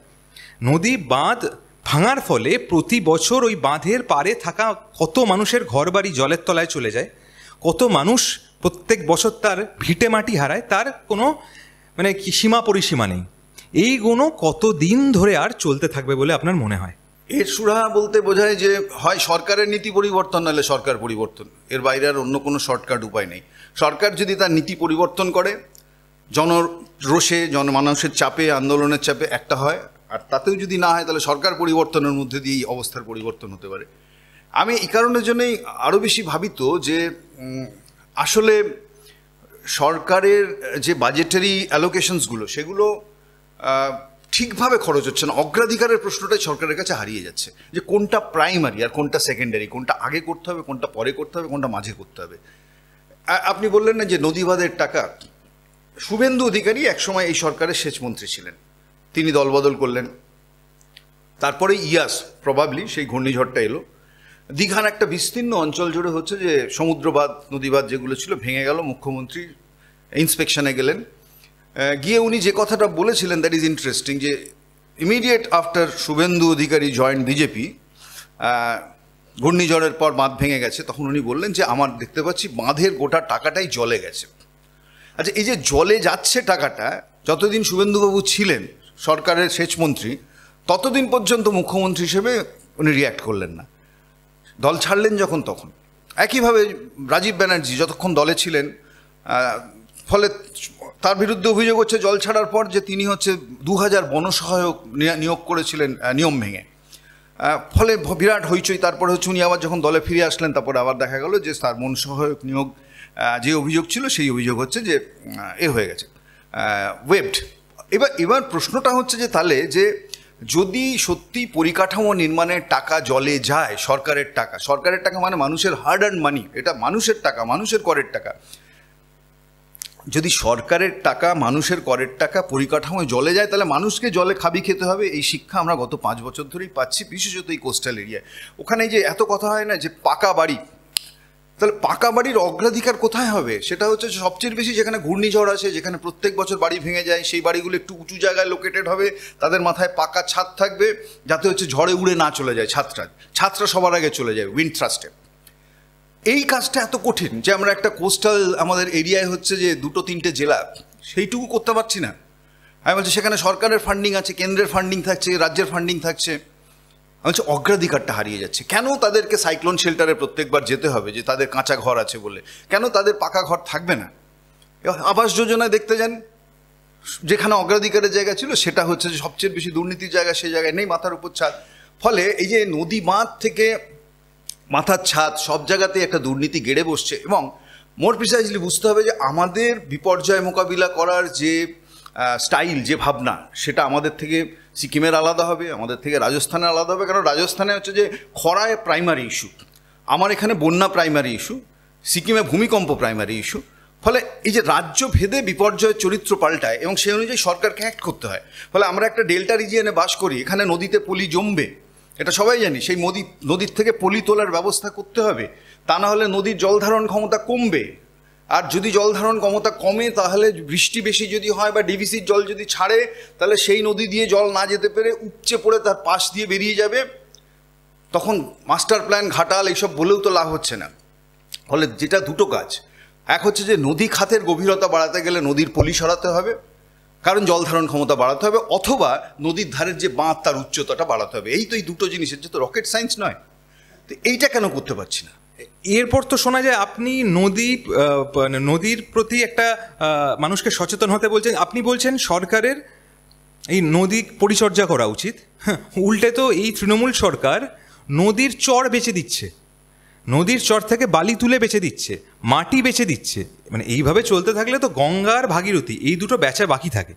এইভাবে যে অবৈধভাবে সব কিছু তুলে নিয়ে বেচতে শুরু করে দিয়েছে, এই বেচার জন্যে কি কি কাঠখড় আমাদের রাজ্যবাসীকে পোয়াতে হবে বলে আপনার মনে হচ্ছে? এটা তো বাংলায় একটা চালু কথাই আছে, সেইটার উপর দাঁড়িয়ে রাজ্যের রাজনীতিটা করছে শাসক দল। যত দোষ নন্দ ঘোষ। ফলে যা কিছু হয়, এই জলে ডোবা আমাদের এখানে বর্ষায়, ডিভিসির জল, ঝাড়খণ্ডের জল শুনে আমরা মানে কান অতিষ্ঠ হয়ে গেল। এখন সাম্প্রতিককালে উত্তরবঙ্গের বন্যা যেটা হয়েছে, সেখানেও আমি আশঙ্কা করছিলাম, যে কথাটা সত্যি হলো, যে ভুটানের ছাড়া জল, আসামের ছাড়া জল, সিকিমের ছাড়া জল, এই সব মিলে হচ্ছে উত্তরবঙ্গকে ভাসিয়ে দিল। কিন্তু আমরা যে ভেসে যাচ্ছি এবং ভেসে যাচ্ছি, তার একটা বড় কারণ আমাদের অব্যবস্থার কারণের জন্য, আমাদের প্রস্তুতির অভাবের জন্য, মানে আমাদের সরকারের এই বোধটা সরকারের তৈরি হচ্ছে না, প্রশাসনের তৈরি হচ্ছে না, করতেও চান না। যদি করতে চাইতেন বা ইফ দে আর সিরিয়াস, তাহলে হচ্ছে যে এরকম একটা, যখন ভয়ঙ্কর রেড অ্যালার্ট বন্যার উত্তরবঙ্গ জুড়ে, তখন গোটা প্রশাসনের সেদিকে ঝাঁপিয়ে পড়া উচিত। দেখা গেল সেই প্রশাসনের সিংহভাগ হচ্ছে যে তারা একটা কার্নিভালে ব্যস্ত হয়ে পড়ছেন। ফলে অগ্রাধিকারটা বোঝা যায়। আমার কথা হচ্ছে যে আর কিছুই না, সবগুলোই খুব জরুরি কাজ, যে কার্নিভালও সরকার চালাতে গেলে করতে হবে, বন্যা নিয়ন্ত্রণও করতে হবে, কিন্তু কোনটা আগে কোনটা পরে। দেখুন, আমাদের রাজ্যের শাসক একটা ভালো পলিসি নিয়ে চলে, তুই চোর না মুই চোর। প্রত্যেক বছর বন্যা হলে ডিভিসির দোষ, ডিভিসি জল ছাড়ছে বলে বন্যা হচ্ছে। এবার উত্তরবঙ্গে এরকম দুর্যোগ হলো, উত্তরবঙ্গে দুর্যোগের জন্যে নাকি নেপালের দোষ, ভুটানের দোষ, সিকিমের দোষ, সেখানকার সব জল চলে আসছে বলে আমরা ভেসে যাচ্ছি। প্রতি বছর তো ডিভিসি জল ছাড়ে বলে আমরা ভেসে যাই। এরকম বাকি সবাইকেই দোষারোপ করে যাওয়া হবে নিজেদের দোষ না দেখে। এর জন্যে এই হচ্ছে, ওর জন্যে তাই হচ্ছে। পশ্চিমবঙ্গের কোনো ক্ষতি বর্তমান শাসকের জন্য হচ্ছে না, সব বাইরের কোনো না কোনো কারণে হচ্ছে। এই সবাইকে দোষারোপ দিয়ে নিজের পিঠ বাঁচিয়ে চলার এই রাজনীতিটা আর কতদিন আমাদের সহ্য করতে হবে? আর এই যে প্রত্যেক বছর নিজে দুর্যোগের জন্য সরকার দায়ী হওয়ার পরেও সরকার নিজের গা বাঁচানোর জন্য এরকম মিথ্যা অজুহাত দেয়, এর প্রতিকার কি? না, এটা মানুষের অভিজ্ঞতার মধ্যে দিয়ে তো যাচ্ছে। একটা সরকার 15 বছর হতে চললো, ফলে অব্যবস্থা মানুষ দেখছে। মানুষেরও একটা সহনশীলতা আছে। একটা সরকার আমাদের রাজ্যের আমি দেখেছি যে people are less susceptible to change, মানে পশ্চিমবঙ্গে একটু পরিবর্তন একটু ধীরে হয়, ধীরলয় হয়, সামাজিক পরিবর্তন অন্তত এই সময়কালে। ফলে সরকার পরিবর্তনে সেই তার অংশ হয়তো হতে পারে। কিন্তু আবার বলছি যে অব্যবস্থাগুলো একটার পর একটা মানুষ দেখছে, তাতে আমি বললাম যে সত্যি সত্যি ধৈর্যের বাঁধ ভেঙে যাওয়ার মতোই অবস্থা। মানে আমি বলছি সাম্প্রতিককালে অভয়া মৃত্যুর পর আমাদের রাজ্যে যা ঘটেছিল এবং যে রেসপন্স, সামাজিক যে প্রতিক্রিয়া, খুবই বিরল প্রতিক্রিয়া। স্বাধীনতার পর অনেকেই বলেছেন যে কেউ মনে করতে পারেনি যে একটা মৃত্যুর ঘটনায়, এক ছাত্রীর মৃত্যুর ঘটনায় একটা মেডিকেল কলেজে এরকম রিয়াকশন হবে। একইভাবে যে শিক্ষক নিয়োগে 26,000 চাকরি চলে গেল, যারা চাকরি করছেন তারা শাস্তি পেল, আর যারা চাকরি চোর তারা কার্যত পকেটে পেন নিয়ে এখনও ঘুরে বেড়াচ্ছে জেলের বাইরে। আনফর্চুনেট পার্ট হচ্ছে গভর্নেন্সের এটাই, এবং এটা মানুষ সর্বক্ষেত্রেই দেখছে। এই উত্তরবঙ্গের বিপর্যয় is no exception to that. ফলে একটা সরকারের যদি ন্যূনতম প্রস্তুতি থাকতো, আপনি ঘাটাল মাস্টার প্ল্যানের কথা বলছেন, কোথাও কোনো প্ল্যান এক্সিস্ট করে না, তার মাস্টার প্ল্যান তো দূরের কথা, ব্লু প্রিন্ট দূরের কথা, কোনো কিছু।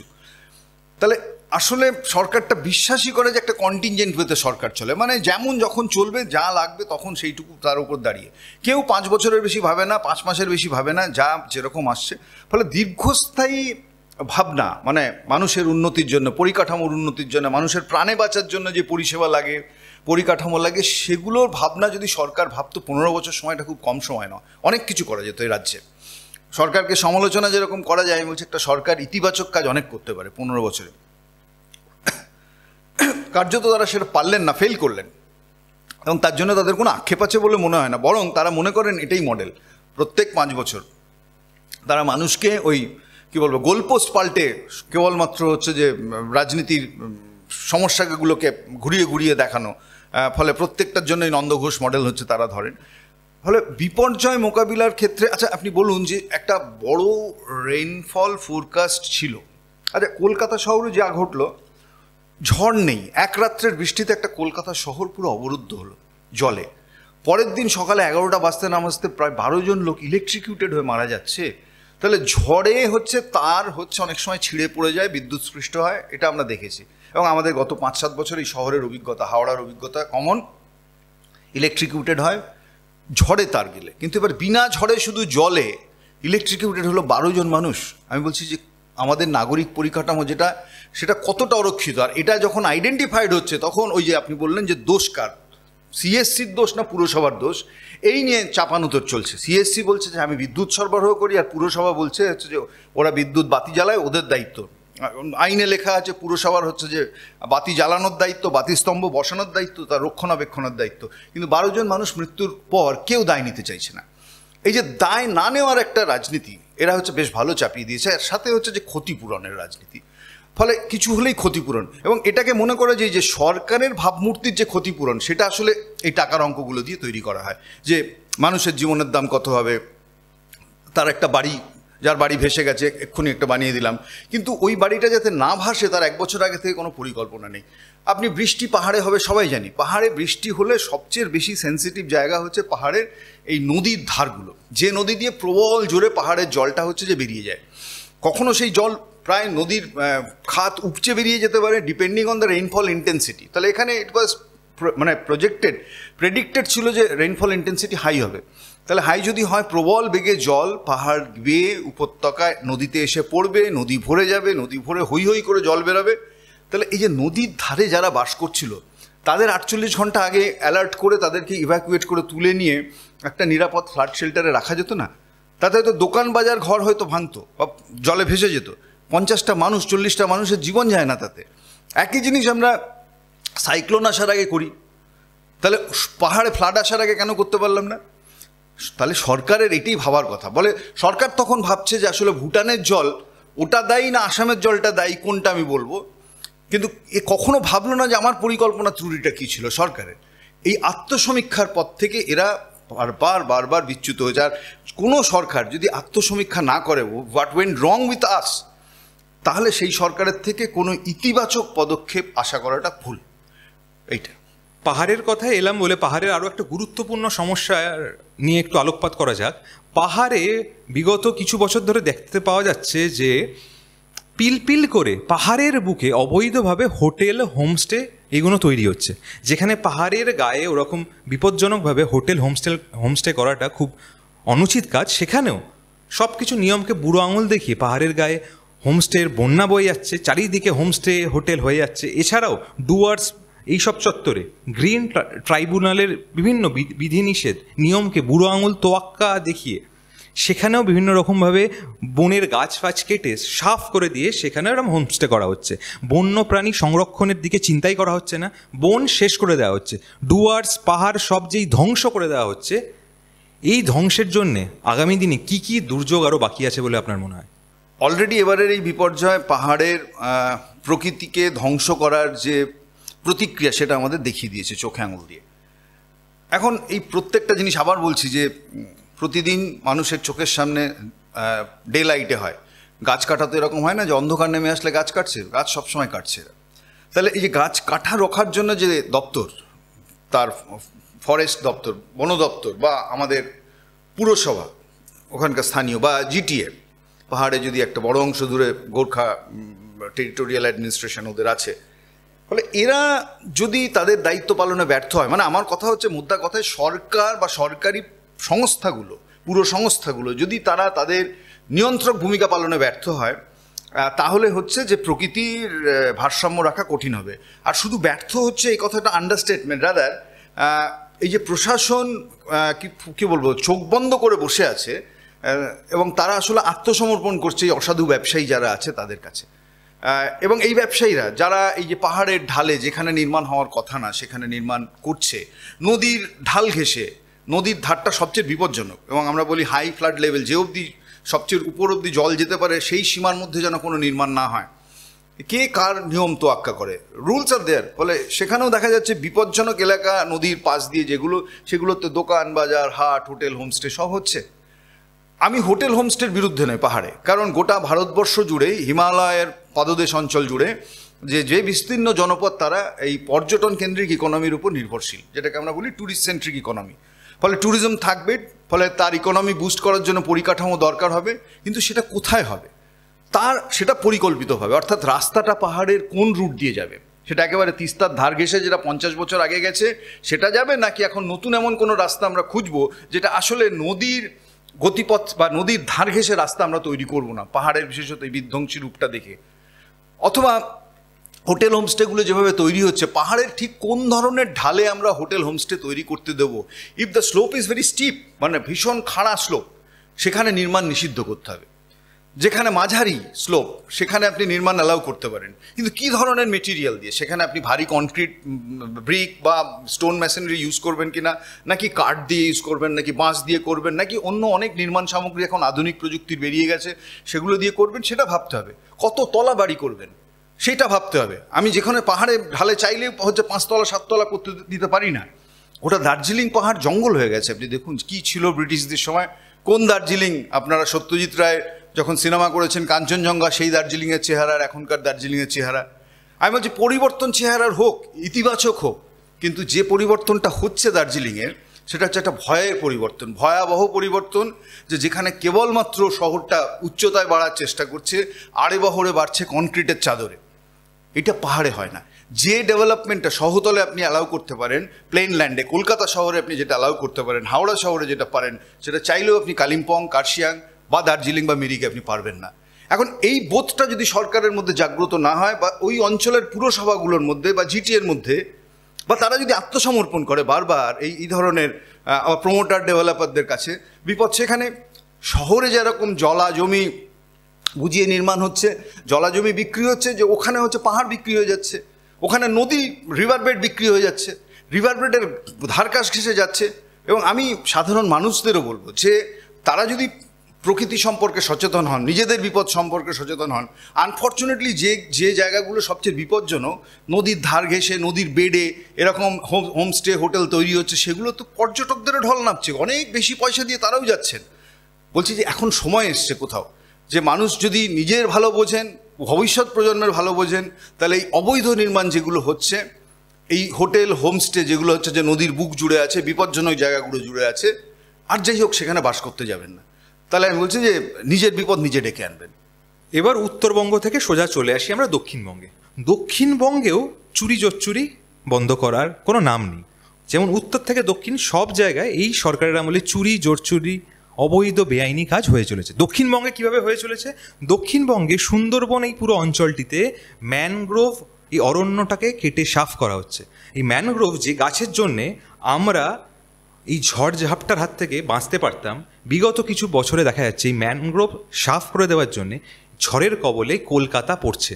কলকাতার পার্শ্ববর্তী পশ্চিমবঙ্গের বিভিন্ন এলাকা ঝড়ের কবলে পড়ছে।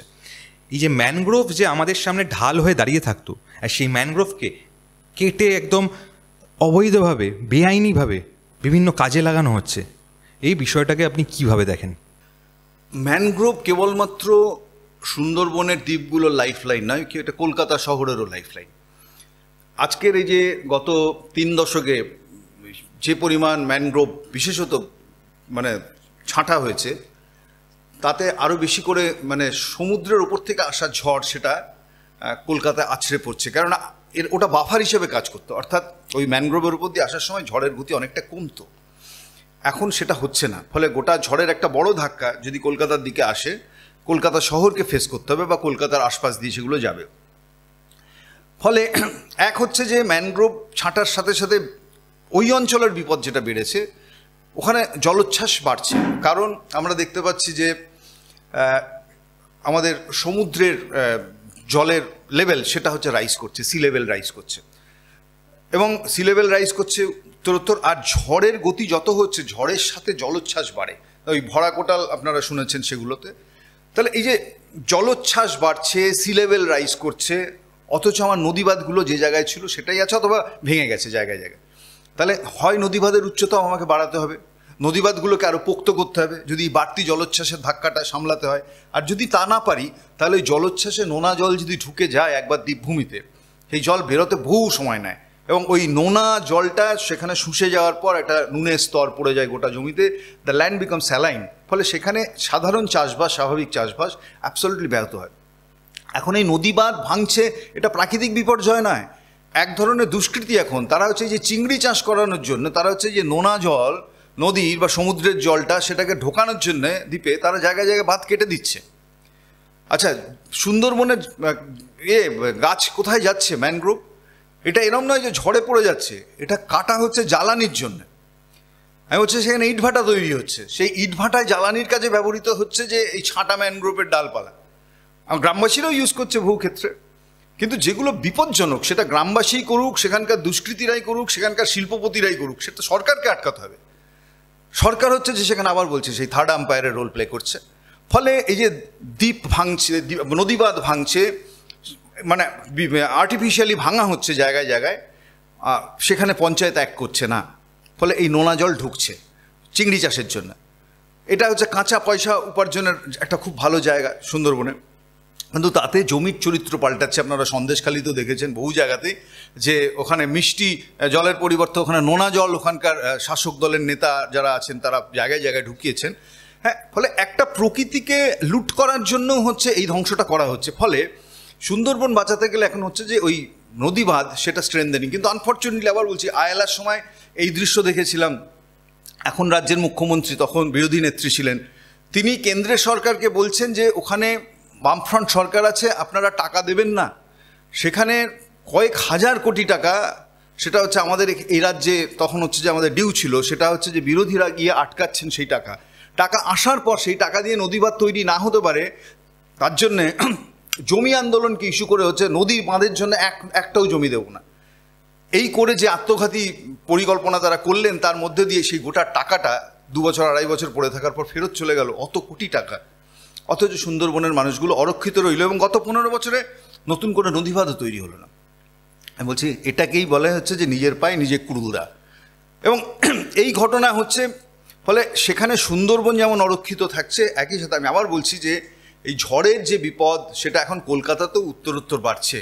এবং আমরা এখন কেউ মনে করতে পারছি না কলকাতার উচ্চতা, মানে গড় উচ্চতা সমুদ্রপৃষ্ঠ থেকে মাত্র 5 থেকে 6 মিটার উপরে এটা।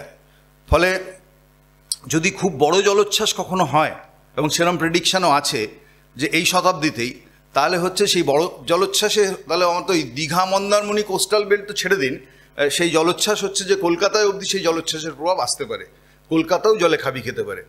ফলে এখন থেকে যদি আমরা সতর্ক না হই, কারণ বলছি যে জলবায়ুর যে পরিবর্তন হচ্ছে, যে সেই পরিবর্তনের একটা অনেকটা বড় কারণ হচ্ছে যে ম্যানমেড দিস পলিউশন। আমরা যে পলিউশন এন্টায়ার কোস্টাল এরিয়া জুড়ে যা হচ্ছে, তার একটা বড় ছাপ পড়ছে সাগরে। সাগরে টেম্পারেচার রাইজ করছে, সেখান থেকে হচ্ছে যে ঘূর্ণিঝড়গুলো বারবার তৈরি হচ্ছে, ঘূর্ণিঝড়ের ফ্রিকোয়েন্সি বাড়ছে উত্তরোত্তর, ফলে আমাদের শহরের বিপন্ন হওয়ার প্রবাবিলিটিও বাড়ছে। মাটির ওপরের বিভিন্ন 2 নম্বরই কারবার তৃণমূলের, এই সব বিষয় নিয়ে তো মোটামুটি আলোচনা করলাম। এবার মাটির তলায়ের তৃণমূলের 2 নম্বরই কারবার নিয়ে একটু আলোচনা করি। মাটির তলাটাও তৃণমূল তার 2 নম্বরই কারবারের জন্য ছাড়ছে না, যে পুরো পশ্চিমবঙ্গটাকে খোকলা করে দিচ্ছে। এবার মাটির তলাতে তাদের নজরটা পড়েছে। এবার দেখা যাচ্ছে দেউচা পাচামিতে পশ্চিমবঙ্গ সরকার কয়লা খনি উত্তোলন, কয়লা খনি হবে এরকম একটা সিদ্ধান্ত নিয়ে নিল, এবং সেটা আদানির হাতে তুলে দিল।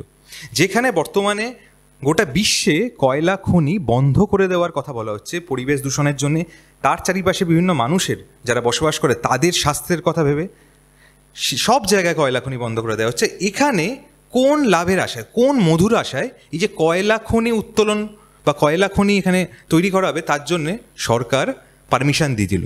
আর সেই পারমিশন দেওয়ার পরে সেখানকার মানুষ যারা এটাকে বিরোধিতা করতে শুরু করলো, যারা এটাকে আটকাতে থাকলো, তাদের বোঝানোর জন্যে, তাদের মনটাকে গলানোর জন্যে তৃণমূলের পোষা যেসব বুদ্ধিজীবীরা থাকে, যারা নাকি অতীতে বিভিন্ন সময় মানুষের স্বার্থে পথে নামতেন, তারা এখন সরকারের স্বার্থ রাখার জন্যে সেই মানুষগুলোকে টুপি পরাতে যাচ্ছে, সেই মানুষগুলোকে বোঝাতে যাচ্ছে না না এই কয়লা খনি যদি হয় কিচ্ছু ক্ষতি হবে না। আদতে এই কয়লা খনি হলে কি ক্ষতি হতে চলেছে? বুদ্ধিজীবীরা তার নিজের জীবনের স্বার্থ দেখছেন, ফলে সরকারের সাথে থাকতে পারলে তাদের স্বার্থ যদি পূর্ণ হয় তাহলে হচ্ছে তারা সরকারের পক্ষে কথা বলছেন, কিন্তু তারা বুদ্ধি দিয়ে কথা বলছেন এটা বোঝা যাবে না। ফলে তাদেরকে সেই হিসেবে বুদ্ধিজীবী, পোশাকই বুদ্ধিজীবী আপনি বলতে পারেন, কিন্তু সমাজ পরিবর্তনে যাদের ইতিবাচক ভূমিকা নেওয়ার কথা তারা নেতিবাচক ভূমিকা পালন করছে সরকারের প্রসাদ পাওয়ার জন্যে। দেউচা পাচামি হচ্ছে, আবারও বলছি যে একটা খুব বড় ব্লান্ডার হতে চলেছে আমাদের। অর্থাৎ সরকারি পরিকল্পনায় এক ধরনের সম্পদ লুটের চেষ্টা হচ্ছে। কারণ একটা কথা ঠিক যে মাটির তলায় কয়লা থাকলেই সেখানে কয়লা খনি করা যায় না। সর্বত্র পৃথিবীর এরকম বহু জায়গা আছে, ভারতবর্ষও আছে, মাটির তলায় পেট্রোল থাকলেও সেই পেট্রোল তোলা যায় না। মাটির তলায় খনিজ সম্পদ থাকলেও ধরলাম সোনা আছে, সেটাও হচ্ছে যে তুলে যখন আমি করব তাহলে যা খরচ পর্তায় পোষাবে না। অর্থাৎ মাটির তলার থেকে যদি আমি 1 ভরি সোনা তুলে নিয়ে এসে মাটির উপরে আনতে গিয়ে যদি তার খরচ হয়, সে আমার কস্টিং দাঁড়াচ্ছে হচ্ছে যে 5 লক্ষ টাকা, আর বাজারে 1 লক্ষ টাকা ভরিতে সোনা পাওয়া যাচ্ছে, তাহলে তো কেউ কিনবে না। The same about petrol, same about coal. ফলে মাটির তলায় কোন লেভেলে কয়লা আছে, কত গভীরতায় কয়লা আছে, সেই কয়লা তোলার খরচ কত, সেটার উপর নির্ভর করবে যে কয়লা খনিটা ফিজিবল হবে কি হবে না। এখানে দেখা যাচ্ছে যে দেউচাপাচামিতে জিওলজিক্যাল ইনভেস্টিগেশন থেকে যে তার উপরের একটা বড় অংশ জুড়ে প্রায়, আমি রাফলি বলছি যে একটা 70-75 তলা বাড়ি, এরকম একটা হাইট যদি কল্পনা করি, সেটা খুঁড়লে তারপরে হচ্ছে যে কয়লার লেয়ার আছে। তাহলে ওই যে 75 তলা বাড়ির যে হাইট, সেটা ওকে খুঁড়তে হবে। তাহলে এই 75 তলা জুড়ে কি আছে? মাটি। আমরা মাটি খুঁড়লে সবার ধারণা মাটি আছে, মাটি নেই। কিছু তোর বাদে দেউচাপাচামি এলাকায় হচ্ছে যে খানিকটা খুঁড়বেন, খুঁড়লে হচ্ছে যে ওখানে ব্যাসাল্ট লেয়ার, মানে যেখান থেকে ওই যে আমাদের স্টোন চিপস বলি যেটাকে, তাহলে ওই যে স্টোন চিপস সেটাকে খুঁড়তে হবে। তাহলে স্টোন চিপস কতখানি শক্ত, সেই স্টোন চিপসকে ফাটিয়ে 70-75 তলা বাড়ির হাইটের নিচে গেলে তবে প্রথম কয়লার লেয়ার পাবেন। আচ্ছা, এইবার এর জন্য কোনো প্রস্তুতি আছে? কেননা এটাকে বলে ডিপ মাইনিং, অর্থাৎ যদি আপনি যেতে চান, এরা চেষ্টা করছিল ওপেন কাস্ট মাইন, অর্থাৎ খোলা মুখ খনি। মানে আপনি ওই ডেপথে যদি আপনি নামতে চান, তাহলে আপনাকে প্রায় 4-5 কিলোমিটার দূর থেকে কাটতে কাটতে অল্প স্লোপে নিয়ে আসতে হবে। সেই পদ্ধতি বাতিল হয়ে গেছে। এখন আর ওপেন কাস্ট মাইনে কেউ ওইরকম গভীরে গিয়ে কয়লা কেউ তোলে না, তাহলে ভীষণ বিপদ থাকে, সেই ধরনের খনিতে ধস নামবে বহু জায়গায়। ফলে এখন ডিপ মাইনিং সিস্টেম যে সমস্ত দেশগুলো আছে, তাদের যা প্রযুক্তি আছে, তার একটা কস্ট আছে। পোল্যান্ডে আছে, ইউরোপের কিছু দেশে আছে, অস্ট্রেলিয়ায় আছে। কিন্তু এই সবকটাই এক্সপেরিমেন্ট করা হয়েছিল একটা সময়, যে ভারতবর্ষের সরকার তারা এক্সপ্লোর করেছিল যে দেউচাপাচামিতে সত্যি সত্যি ফিজিবল করা যায় কিনা কয়লা খনি। একটা কর্পোরেশনও তৈরি করা হয়েছিল, রাষ্ট্রায়ত্ত, কিন্তু পরে দেখা গেল যে সেটা হবে না। ফলে তখন হবে না, মানে পর্তায় পোষাবে না, দামে পোষাবে না। আপনি বাজারে যদি 1 কেজি কয়লার দাম 1 টাকা হয়, তাহলে ওখান থেকে তুলতে গেলে আপনার হচ্ছে তার দ্বিগুণ দাম, 2.5 গুণ দাম হয়ে যাবে। ফলে কে কিনবে কয়লা? আর ওই কয়লা যদি আপনি কেনেনও, তাহলে তার যখন বিদ্যুৎ যদি হয়, তাহলে তার দামও 1.5 গুণ 2 গুণ হবে। তাহলে কে নেবে সেই বিদ্যুৎ? This are the questions. ফলে যে কোনো জায়গাতে কয়লা থাকলেই, তেল থাকলেই সেটা তোলা যাবে এবং সেটা খনি হবে, এটা ভাবার কোনো কারণ নেই। And that blunder is doing the government. আসলে তারা কেউ কয়লা তুলতে চানও না, আমার নিজের বিশ্বাস। তারা চান যে ব্যাসাল্ট লেয়ারটা যেটা আছে উপরে, সেইটা যে স্টোন চিপসটা হবে, সেটা আমাদের এই নির্মাণ ক্ষেত্রের যে বাড়বাড়ন্ত চলছে, আমাদের রাজ্য বটে, আমাদের আশপাশের রাজ্য, এগুলোতে ওইটা বিক্রি করে, অর্থাৎ ওই পাথর বিক্রি করে যে টাকা। আর আপনারা জানেন যে আমাদের রাজ্যে এখন পাথর, বালি, এগুলো হচ্ছে খুব বড় একটা কি বলবো যে ইনকাম জেনারেশনের সোর্স। ফলে আমার ধারণা পাখির চোখ হয়েছে এখন ব্যাসাল্ট, অর্থাৎ পাথরের ব্যবসা। কয়লা অবধি যেতে পারবে না সেই সরকার, এই সরকার কেন, তারপরে আরও 2-4টে সরকার আসলেও ঘুরে যাবে, কিন্তু কয়লা উঠবে না। ফলে ওই ব্যাসাল্ট বিক্রি হচ্ছে, ব্যবসার জন্য হচ্ছে। কিন্তু তাতে মুশকিলটা হচ্ছে যে ওই পাথর বেচার ব্যবসার জন্য হচ্ছে কয়েক হাজার মানুষকে, মানে বিশেষত ওই অঞ্চলের আদিবাসী মানুষ, গরিব মানুষ, তারা হচ্ছে অ্যাফেক্টেড হবে।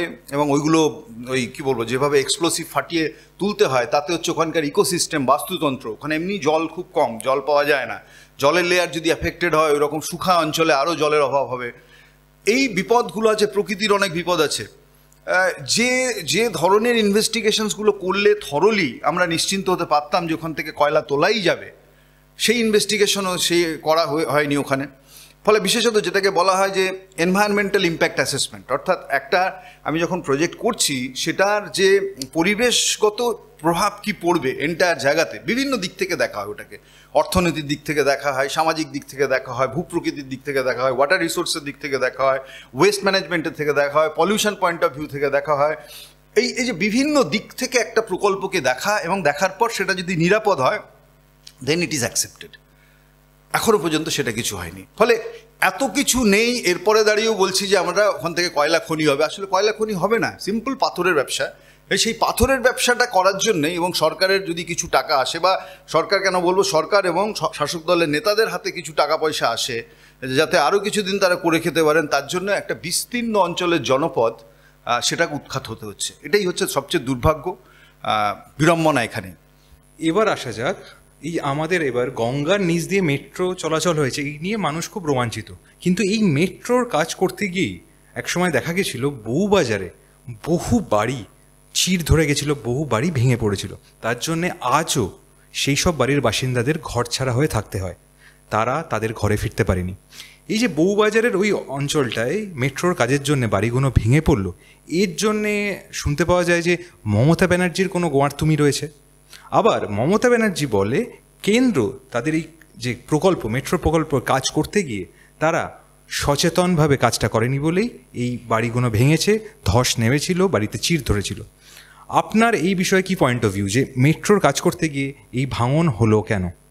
না, কলকাতা শহরের প্রথম মেট্রো, নর্থ সাউথ মেট্রো যেটা হয়, সেটা তো আমি বলছি আজ থেকে প্রায় 4 দশক আগে, 80 দশকে সেই মেট্রো হচ্ছে যে আমাদের চালু, ভারতবর্ষের প্রথম।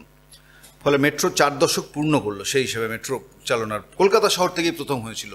এবং খুব চ্যালেঞ্জিং কাজ, কলকাতার মতো শহর, বিশেষত পুরনো মেট্রো যেভাবে হয়েছিল ওটা হচ্ছে ওপেন হার্ট সার্জারি, যেরকম হয় না, যে মাটির উপর থেকে পুরোটা কেটে একটা চৌবাচ্চার মতো করে তারপরে সেই চৌবাচ্চাটাকে ভালো করে ঢেকে কনক্রিটের চাদর দিয়ে, দুপাশে দেওয়াল দিয়ে, নিচে মেঝে করে তার উপরে ছাদ বানিয়ে আমাদের প্রথম মেট্রোটা চালু হয়, যেটা দমদম থেকে টালিগঞ্জ, আর টালিগঞ্জের পর থেকে সেটা তো নালার উপর দিয়ে গেছে, এলিভেটেড মেট্রো।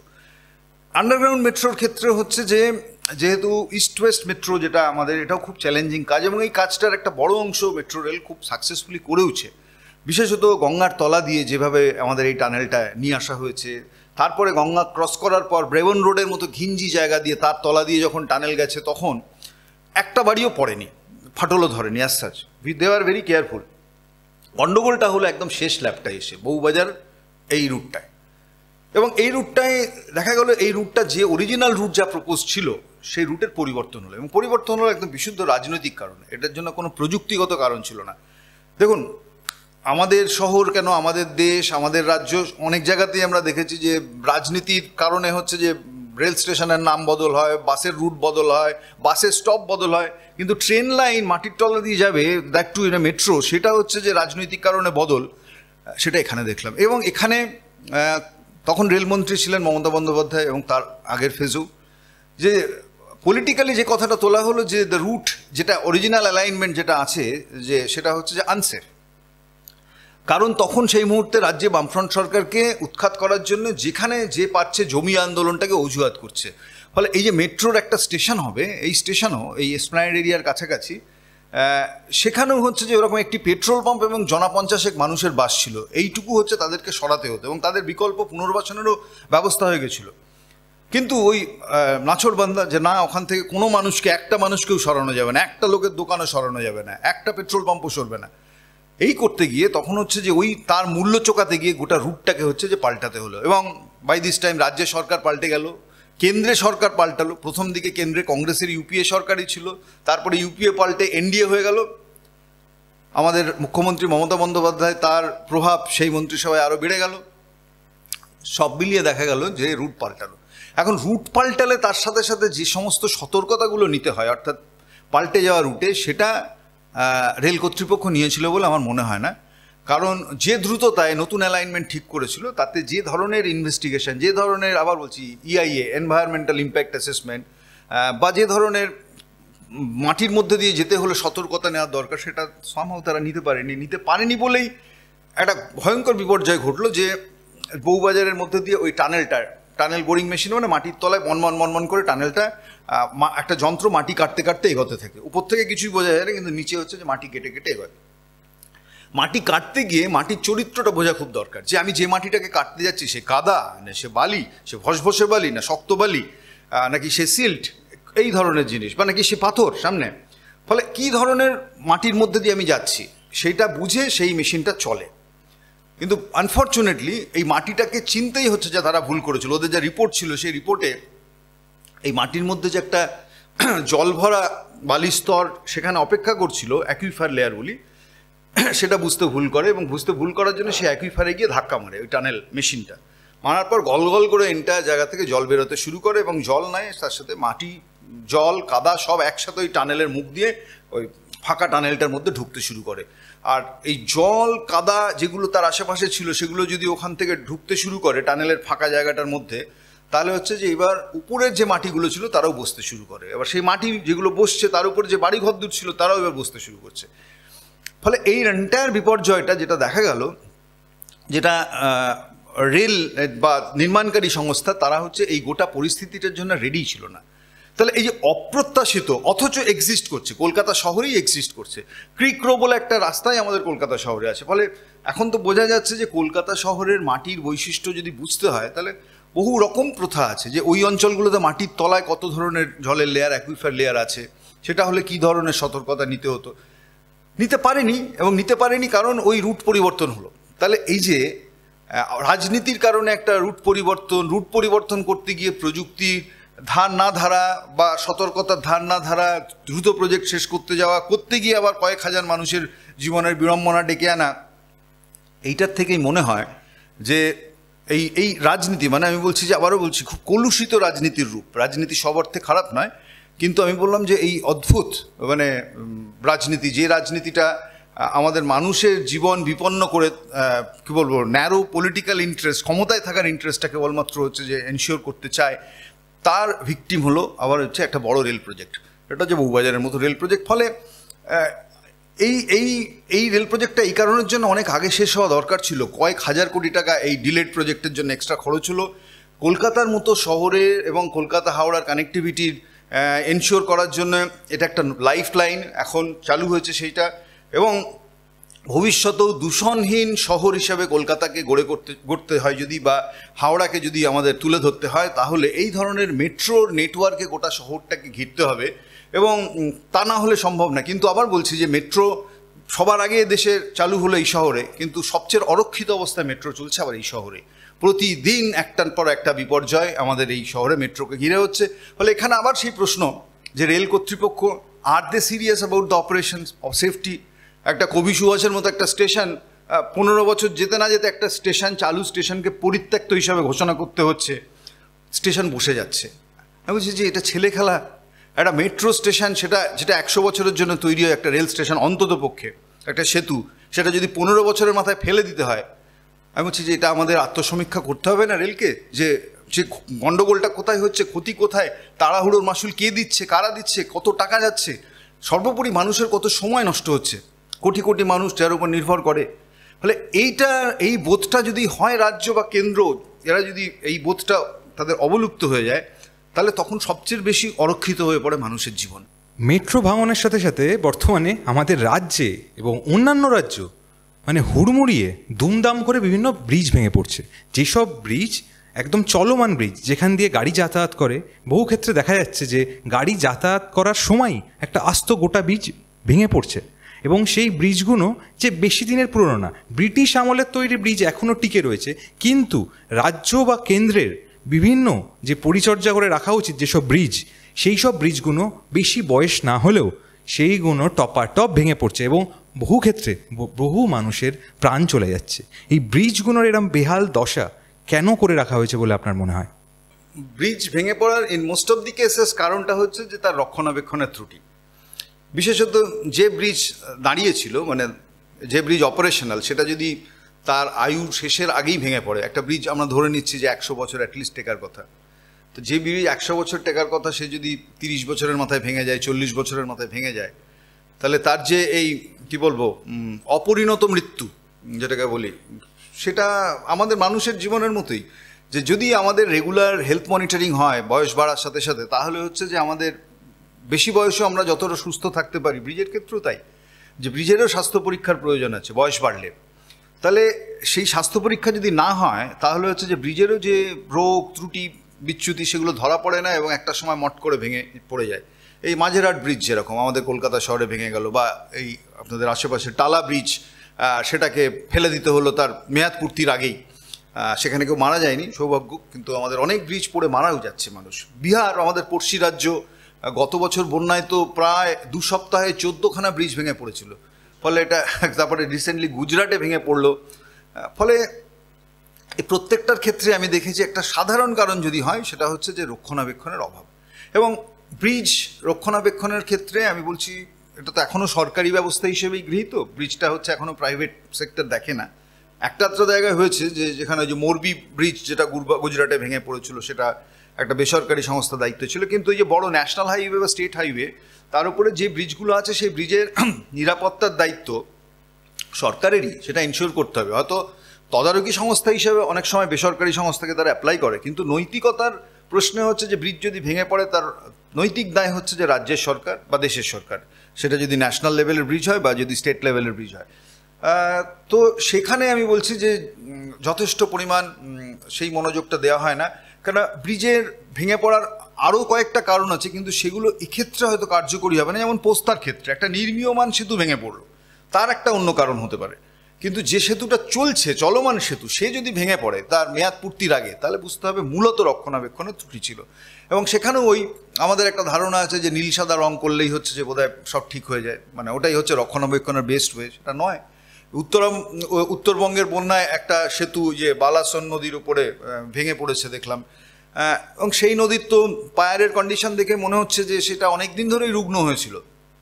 আর নদীর উপরে ব্রিজ যেগুলো ভাঙছে, জম্মু কাশ্মীরেও এবার ভেঙেছে বর্ষাতে, তার একটা বড় কারণ হচ্ছে নদীর বেডের বেআইনি বালি খাদান এবং পাথর খাদান। নদীর থেকে হচ্ছে বালি পাথর তোলা হয় এবং সেটা নির্মাণের জন্যই তোলে, সেগুলো লিজ দেওয়া হয়, কখনো কখনো বেআইনি খাদান হয়, সবই হয়।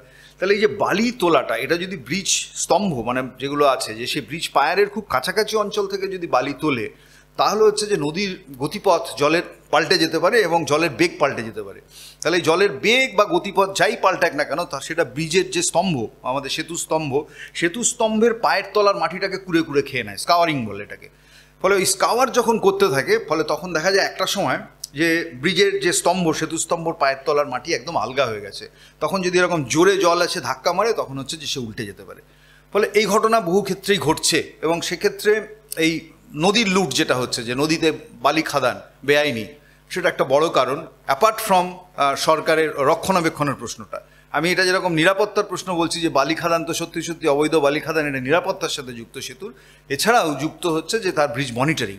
আবার বলছি যে সবার স্বাস্থ্য পরীক্ষার প্রয়োজন, আমাদের মানুষের মতো অল্প বয়সে আমাদের মানুষের যেরকম স্বাস্থ্য পরীক্ষা অনেক পরে পরে করলেও হয় অল্প বয়সী যারা, কিন্তু বয়স্কদের যেরকম প্রতি বছর করতে হয়, ব্রিজের ক্ষেত্রেও তাই।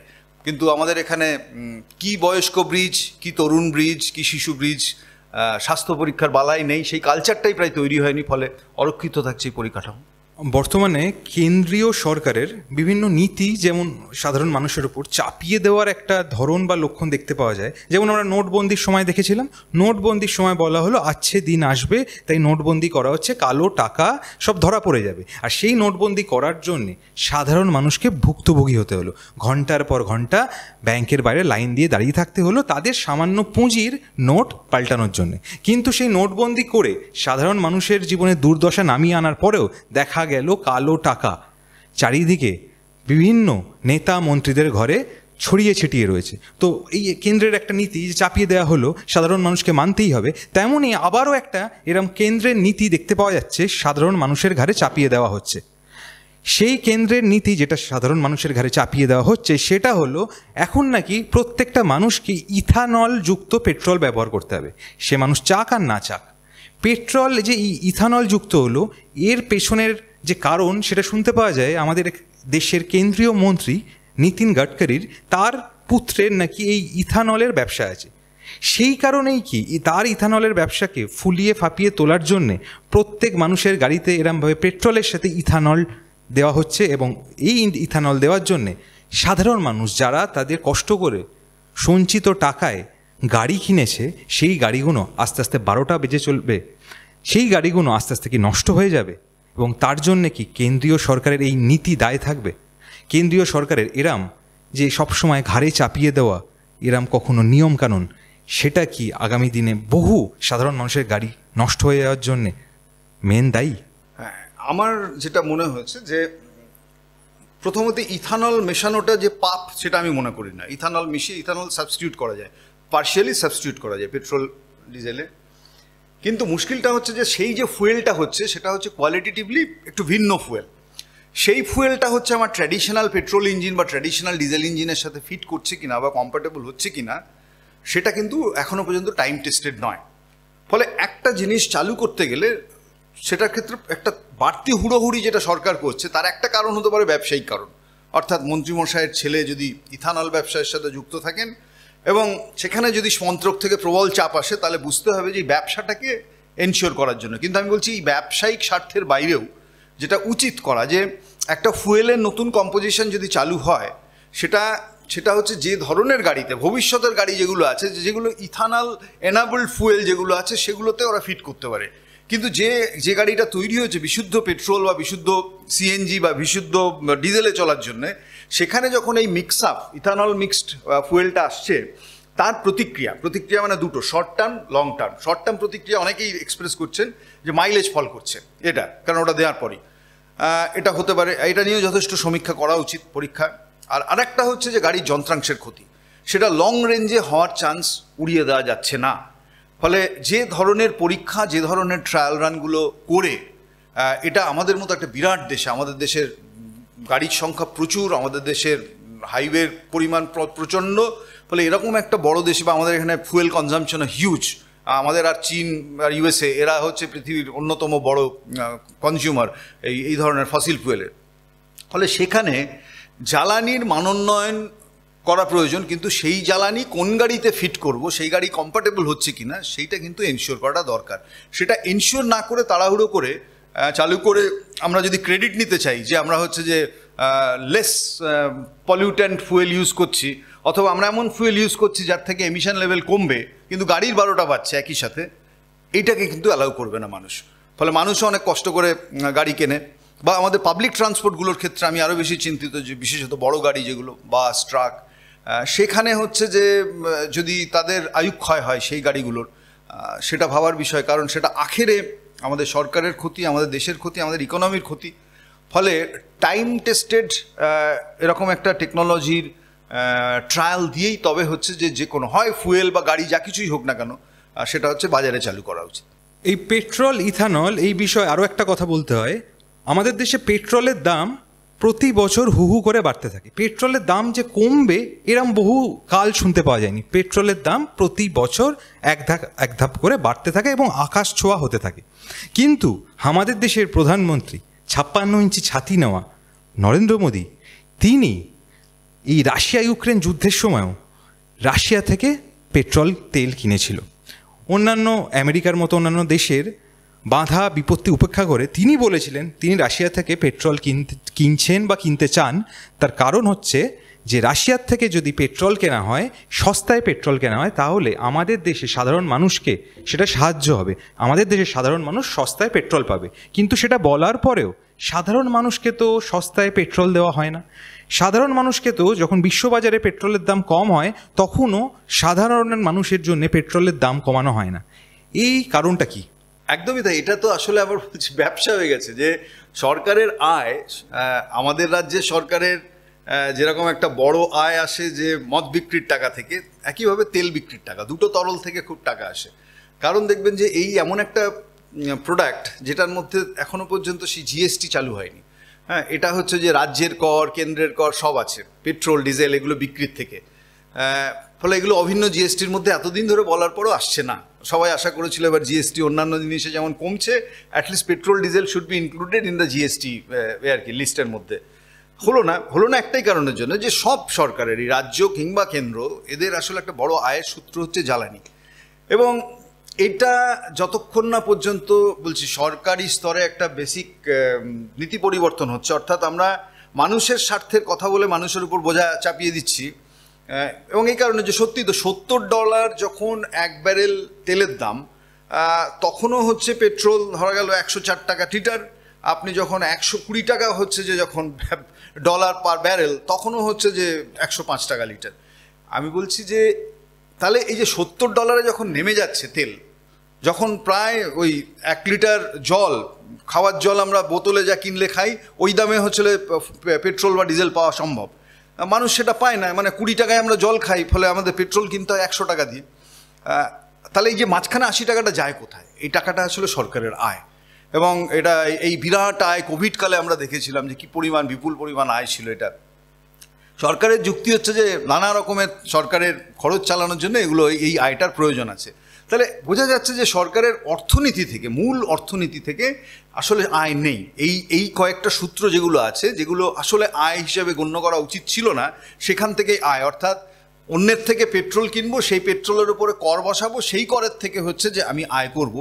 এটা একটা দেশ যদি মনে করে যে আমার ইকোনমির একটা ফুয়েল, মানে আমার ইকোনমির হচ্ছে চালিকা শক্তি হবে এই টাকাটা, এবং এই টাকাটা দিয়ে আমি জনকল্যাণমূলক কাজ করব, আবারও বলছি সে দেশের অর্থনীতির অবস্থা খুব খারাপ। সেই খারাপ অবস্থার মধ্যে আমরা আছি, যেখানে দাঁড়িয়ে যেই বললাম যে যখন বা আন্তর্জাতিক বাজারে 1 লিটার জলের দামে 1 লিটার পেট্রোল পাওয়া যায়, তখনও আমার দেশে 100 টাকা, যখন দাম বাড়ছে তখনও 100 টাকায় রাখতে হচ্ছে। এটাই হচ্ছে যে তার মূল কারণ, যে সরকার আসলে এই দাম কমার, ইন্টারন্যাশনাল মার্কেটে দাম কমার সময় এই রিলিফটা মানুষকে দিতে চায় না। সেই রিলিফটা সে নিজে ভোগ করতে চায় সরকার, সে তার নিজের পছন্দ মতো কাজগুলোর ক্ষেত্রে। অথচ এই নীতি যখন চালু করা হয়েছিল, গালভরা নীতি, আমাদের বাজার অর্থনীতি শুরুর সময় বলা হয়েছিল যে বাজার অর্থনীতির মজা হচ্ছে এই যে যখন যখন জিনিসের দাম যেমন যেমন কমবে তেমন তেমন আপনারা কম দামে জিনিস কিনবেন, যখন বাড়বে তখন একটু বাড়তি দাম দিতে হবে। মানুষ সেই সাথে হ্যাঁ করেছিল অনেকে। কিন্তু এখন বোঝা যাচ্ছে যে বাজার অর্থনীতিটা এমনই যে সরকারের ইন্টারভেনশনের মধ্যে দিয়ে, যে যখন আন্তর্জাতিক বাজারে তেলের দাম কমবে তখন আপনার পেট্রোলের দাম কমবে না ঘরে, আর যখন বাড়বে তখন আবার বেড়ে যাবে। অর্থাৎ দাম কমার যে বেনিফিট সেটা হচ্ছে যে ক্রেতা পাবে না, এবং ক্রেতা পাবে না এই কারণের জন্য আমাদের দেশের অর্থনীতিটা, আমাদের দেশের একটা দুর্বল ভঙ্গুর অর্থনীতি, সেটা অনেক বেশি নির্ভর করে এই ফুয়েল সারচার্জের উপরে। এটার কারণের জন্যই হচ্ছে যে তেলের বিড়ম্বনার থেকে মানুষের রেহাই আশু নেই অন্তত এটা। আমাদের দেশ বা আমাদের রাজ্যের আদতে কোনো শিল্প পরিকল্পনা নেই বা শিল্প নিয়ে কোনো ভবিষ্যৎ নেই বলেই তাদের অর্থনৈতিক ভাণ্ডারটা এতটাই শূন্য যে তারা জনস্বার্থের সাথে জড়িত দৈনন্দিন জিনিসের প্রতি থাবা বসাচ্ছে। সেখান থেকে পয়সা কামানোর জন্যে সাধারণ মানুষের নিত্য প্রয়োজনীয় জিনিসের ওপর দাম বাড়িয়ে যাচ্ছে। পেট্রোল যেমন একটা উদাহরণ, আরও উদাহরণ আছে। এটা কি সরকারের শিল্প নিয়ে দূরদর্শিতার অভাবের জন্য, রাজ্য বা কেন্দ্রের সরকারের ভাড়ার শূন্য হয়ে যাচ্ছে, ভাড়ে ভবানী হয়ে যাচ্ছে বলেই সাধারণ মানুষের ওপর এরমভাবে কোপ পড়ছে, থাবা বসছে? কি মনে হয় আপনার? অন্তত চলছে, এটা দেখতে পাচ্ছি গত 10 বছর ধরে কেন্দ্র এবং রাজ্যে, আমি অন্তত এখানে দুটো যুগপৎ ভিন্নধর্মী সরকার, অর্থাৎ 2014 সাল থেকে কেন্দ্রে এনডিএ সরকার, 2011 সাল থেকে এ রাজ্যে তৃণমূলের সরকার। ফলে এই রাজ্যের মানুষ কিন্তু একেবারে দুটো টাটকা পরিবর্তন দেখেছে, যে রাজ্যে পরিবর্তন সরকার, কেন্দ্রীয় হচ্ছে পরিবর্তিত সরকার। কিন্তু তার মধ্যে দিয়ে যে পরিবর্তনটা দেখলো যে আর নতুন করে কোথাও দেশ জুড়েও শিল্প নেই, রাজ্যেও শিল্প নেই। এই যে manufacturing India, make in India, এত ডাক হাঁক এসব দেওয়ার পরও হচ্ছে যে কোথাও কোনো গ্রোথ নেই, বরং 50 বছরের হাইয়েস্ট রেকর্ড বেকারি সেটা হচ্ছে যে তৈরি হচ্ছে, যে রিসেশন কাজ করছে। ফলে ইঞ্জিনিয়ার ছাত্র যারা হচ্ছে সবচেয়ে বেশি বেকারি তাদের এই মুহূর্তে, ইঞ্জিনিয়ারিংয়ের ইনটেক কমে যাচ্ছে, লোকে ইঞ্জিনিয়ারিং পড়তে যাচ্ছে না, কারণ জানে যে শিল্প নেই, কোথায় যাব, কোথায় কাজ পাবো, তার চেয়ে অন্য কিছু পড়ি, অন্য কিছু দেখি। আমি বলছি এই অবস্থায় পড়েছি আমরা এই কারণের জন্য, শিল্প উৎপাদনের ক্ষেত্রে ভয়ঙ্কর মন্দা। যতটুকু আমাদের ছেলেমেয়েরা চাকরি পেয়েছিল শিল্পে, সেগুলো কোর সেক্টর বলতে যা বোঝায় তাতে নয়, মূলত হচ্ছে সার্ভিস সেক্টর, এবং সেটা তো ইনফরমেশন টেকনোলজি বা আইটিএস মানে এনাবেলড জায়গাগুলোতে। কিন্তু সেখানেও এখন এই যে ট্রাম্পের পাগলামির দৌলতে সেখানে সেই চাকরিগুলো, তথ্য প্রযুক্তি শিল্পের চাকরিগুলো হচ্ছে যে প্রায় যেতে বসেছে। ফলে সব মিলিয়ে খুব খারাপ অবস্থার মধ্যে আমাদের দেশের অর্থনীতি পড়তে চলেছে। ফলে কি বলবো, যে ট্রাম্পকে নিজের বন্ধু মনে করা সত্ত্বেও ট্রাম্প তার বন্ধুত্বের প্রতিদান যেভাবে চুকিয়েছেন আমাদের দেশের সরকারের থেকে, সব জিনিসে যেরকমভাবে ট্যারিফ তুলেছেন, এর মধ্যে দিয়ে সবচেয়ে বেশি নেতিবাচক প্রভাব পড়লো কর্মসংস্থান আমাদের দেশের। যারা বিদেশে কাজ করছে তাদের জন্য সংকট অপেক্ষা করছে, যারা কাজ করতে যাব ভাবছিল বা নতুন ধরনের তথ্য প্রযুক্তি শিল্পে যারা চাকরি পাবে ভেবেছিল তাদের জব ছাঁটাই হচ্ছে। আর ম্যানুফ্যাকচারিং সেক্টরে বহু জিনিস যেগুলো রপ্তানির উপর নির্ভর ছিল বিদেশের বাজারে, সেরকম জায়গাগুলো যে ছেলেমেয়েরা কাজ করতো তাদের কাজও এফেক্টেড হতে চলেছে। ফলে যেখানে যে দেশের শিল্পের এই অধোগতি বা কৃষির এই অধোগতি, সেখানে সরকার তার আয়ের বিকল্প সূত্র হিসেবে এখন ওই জ্বালানির উপর নির্ভর করে দাঁড়িয়ে রয়েছে, তার থেকে যে সারচার্জগুলো আসছে। ফলে এই ব্যবস্থা যতদিন না শুধরায় অর্থনীতি, ততদিন পর্যন্ত মানুষকে এই ভোগান্তির মধ্যেই থাকতে হবে। দেখুন, আমাদের রাজ্যে প্রতি বছর দুর্গাপুজোর মতো একবার করে বিজনেস সামিটের নাটক করা হয়। সেখানে সাজিয়ে গুছিয়ে সেজে গুজে চারিদিকে বড় আড়ম্বর নিয়ে এই সামিটটা হয়। সেখানে বড় বড় বিজনেসম্যান, শিল্পপতিদের টেনে টেনে নেমন্ত্রণ করে আনা হয়, এবং সেই সব আড়ম্বর হয়ে যাওয়ার পরে আদতে রাজ্যে 1 টাকারও ব্যবসা আসে না। এবং প্রতি বছর এটা হওয়ার পরে মমতা ব্যানার্জি আমাদের রাজ্যের প্রধান বলেন যে না, এবার ব্যবসা আসবে, এবার আমাদের রাজ্যে বড় বড় বিনিয়োগকারী শিল্পপতিরা কারখানা করবে, কিন্তু সেই কারখানার ছিটে ফোঁটাও দেখতে পাওয়া যায় না। সেই সিঙ্গুর তাড়ানোর পর থেকে আদতে কি শিল্পপতিরা বুঝে গেছিল যে এ রাজ্যে মমতা ব্যানার্জি যতই নেমন্তন্ন করে ডাকুক, তার নেমন্তন্নে আমরা গিয়ে হাজির হব, কিন্তু তিনি শিল্প করতে বললে এই রাজ্যে ভুলেও পা দেব না? তাহলে আমাদের দশাও টাটার মতোই হবে। শিল্প সম্মেলন এমনি ইভেন্ট হিসেবে যথেষ্ট ভালো একটা ইভেন্ট করা উচিত যে কোনো সরকারেরই, কিন্তু তার একটা কি বলবো যে লক্ষ্যমাত্রা থাকবে তো, যে মানে আসলে আমরা একটা শিল্প সম্মেলন রাজ্যে দেখি প্রত্যেকবারই প্রচুর শিল্পপতিরা আসে, তারা খায় দায়, হোটেলে থাকে, ভালো ভালো কথা বলেন, চলে যায়, তারা মেমোরেন্ডাম অফ আন্ডারস্ট্যান্ডিং তারা সই করেন, কিন্তু তাদের এই যে মৌ বলতে বা MOA মেমোরেন্ডাম অফ এগ্রিমেন্ট যেগুলো করেন, এর মানেটা হচ্ছে যে তারা শিল্প প্রকাশে একটা প্রাথমিক ইচ্ছা প্রকাশ করে যান ওই সম্মেলনের মঞ্চ থেকে, তারপরে সেই ইচ্ছাটা আর বাস্তবায়িত হয় না। সেই কারণটাই সরকারকে খুঁজতে হবে যে এত শিল্পপতি প্রত্যেকবারই আসছেন, ছোট বড় মাঝারি সবাই এসে খাতায় সই করছেন মন্ত্রীদের সাথে, কিন্তু তারপরে বছর শেষে দেখা যাচ্ছে যে 100 টাকা যদি বিনিয়োগের প্রস্তাব এসে থাকে, তাহলে 2.5 থেকে 3 টাকা হচ্ছে রূপায়িত হয় অ্যাকচুয়ালি, বাকিটা হয় না, বাকিটা কথার কথাই থেকে যায়। তাহলে এই পদ্ধতিতে যদি একটা শিল্প সম্মেলন চলতে থাকে, তাহলে সেই সম্মেলন করার দরকার কি, সেটা একটা ভাবার প্রয়োজন আছে। যে যদি 100 টাকার কমিটমেন্ট 3 টাকা কাজে লাগে বা 2.5 টাকা হচ্ছে, যে সেটা বাস্তবায়িত হয়। আর সেকেন্ড, যে এটা বাস্তবায়িত হতে পারছে না, তার সত্যি সত্যি কারণটা কি, এইটা এই যে শিল্পে কেন উৎসাহী হচ্ছে না উদ্যোগপতিরা এই রাজ্যে বিনিয়োগ করতে, তার কারণটা। এই রাজ্যে মুখ্যমন্ত্রী বলেছিলেন আমাদের ল্যান্ড ব্যাংক আছে, ল্যান্ড ব্যাংকে প্রচুর জমি আছে, হয়তো কথাটা ঠিক, তথ্য ঠিক যে বামেরা অনেক জমি জোগাড় করে ল্যান্ড ব্যাংকে রেখে গেছিল, কিন্তু সেই ল্যান্ড ব্যাংকের জমি তো আসছে না কেন শিল্প? তার একটা কারণ, শিল্পের যে কন্ডিউসিভ পরিবেশ, অর্থাৎ এই যে শিল্পপতিরা আসলে কাজ করতে গেলে যে তোলাবাজির যে সংস্কৃতি, যে সিন্ডিকেটের সংস্কৃতি, কাজ তো করতে হবে এখানকার লোককে দিয়েই। এখানকার থেকে বম্বের লোক আসলো একজন শিল্পপতি, তো কাজ করবে এখানকার শ্রমিক, এখানকার কর্মচারী, এখানকার ইঞ্জিনিয়াররাই বেশিরভাগ কাজ করে স্থানীয়।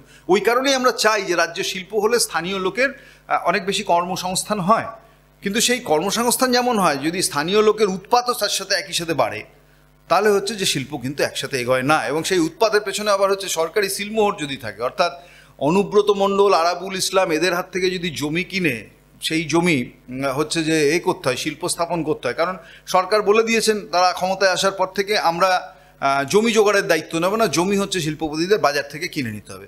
বাজার থেকে কিনে নেওয়ার অর্থ পড়ুন যে আসলে অনুব্রতর থেকে কিনুন বা আরাবুলের থেকে কিনুন বা দালালদের থেকে কিনুন। ফলে এই দালাল চক্র যা আছে, এবং সেই দালালদের থেকে শুধু জমি কিনলে হবে না, জমির পরে আপনি সিমেন্ট কিনবেন, স্টিল কিনবেন, তারপরে হচ্ছে যে মজুর যাদের নেবেন, লেবার কাকে নেবেন কাকে নেবেন না, তারপরে কারখানা তৈরি হলো, সেখানে চাকরি কে পাবে কে পাবে না, সেখানে আসবে বড় বড় লিস্ট, শাসক দলের নেতা মন্ত্রীরা সবাই এই জিনিসটা বুঝতে পারছে যে আসলে কি বিড়ম্বনা অপেক্ষা করছে। আমি যদি ওখানে 500, 700, 1000 কোটি টাকা ইনভেস্ট করতে যাই, এই টাকাটা আমার জলে যাবে। যার জন্য লোকে নিজের পকেটের পয়সা খরচ করে শিল্প সম্মেলন অব্দি আসেন শিল্পপতিরা, কিন্তু তারপর আর পা বাড়ান না এই বাস্তবতার জন্য যে গভর্নেন্স ইজ ইন কোয়েশ্চেন। একটা রাজ্যে 3 বছর ধরে একটা স্টেবল গভর্নমেন্ট আছে, গভর্নমেন্ট পড়ে যাওয়ার কোনো কারণ নেই, স্থায়ী সরকার, যথেষ্ট ভারী সরকার, ভারী মতাধিক্যে তৈরি, কিন্তু এতৎসত্ত্বেও শিল্প আসছে না। তার কারণ তারা বুঝে গেছেন যে টাটাকে দেখে, যে আসলে টাটার যদি এই হাল হয়, তাহলে আমি হচ্ছে যে গিয়ে যে কোনো সময় ওই গাড্ডায় পড়তে পারি।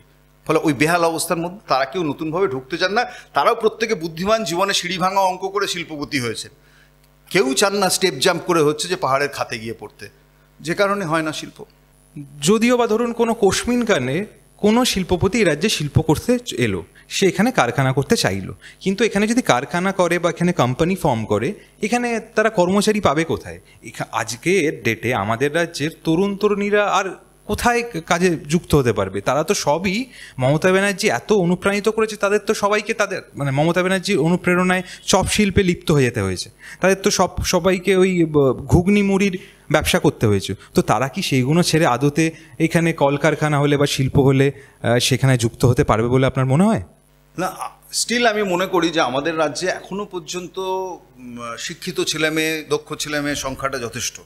ফলে শিল্পপতিরা যদি রাজ্যে শিল্প করতে আসে, তাহলে আমাদের রাজ্যের ছেলেমেয়েদের, সেটা একদম ইঞ্জিনিয়ারিংয়ের যদি ধরা যায়, ডিগ্রি ইঞ্জিনিয়ারিং, ডিপ্লোমা, ITI থেকে শুরু করে দক্ষ শ্রমিক, বা আমাদের সায়েন্স আর্টস গ্র্যাজুয়েট যারা আছে, তাদের শিক্ষা দীক্ষার মান ভারতবর্ষের অন্য রাজ্যগুলোর সাথে যদি কম্পেয়ার করি এখনও ফেলে দেওয়ার মতো নয়, আমরা বহু ক্ষেত্রেই এগিয়েও আছি।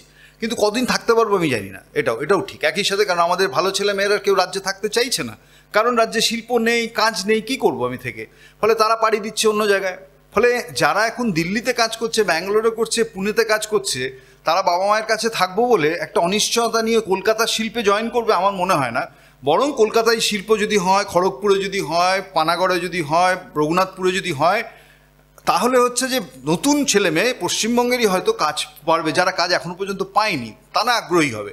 কিন্তু যারা অন্যত্র পেয়েছিল তারা ছুটে আসবে রাজ্যে কাজ করবে বলে এই ঘটনা ঘটবে না, যতক্ষণ না রাজ্যে একটা স্টেবল শিল্প মানচিত্র তৈরি হচ্ছে। অর্থাৎ শিল্পপতিরা আসছে, শিল্প তৈরি হচ্ছে, দলে দলে মানুষ কাজ করছে এবং শান্তিতে একটা শিল্প এগোচ্ছে, শিল্প বাড়ছে, এরকম একটা পরিবেশ তৈরি হলে তখনই ফেরার কথা ভাবে লোকে, তার আগে পর্যন্ত না। ফলে কিন্তু এতৎসত্ত্বেও আমি মনে করি যে রাজ্যে যদি শিল্প হয় তাহলে শিল্পে দক্ষ কর্মীর অভাব এখনও হবে না, কিন্তু যেটা অভাব হবে যে এই হুজ্জতি যেটা চলছে গোটা সমাজ জুড়ে, গোটা রাজ্য জুড়ে, এই যে সিন্ডিকেট, তোলাবাজি, ললেসনেস, এইটাকে নিয়ন্ত্রণ করা। কেননা এটা শিল্পের পক্ষে খুব ভালো বার্তা দেয় না।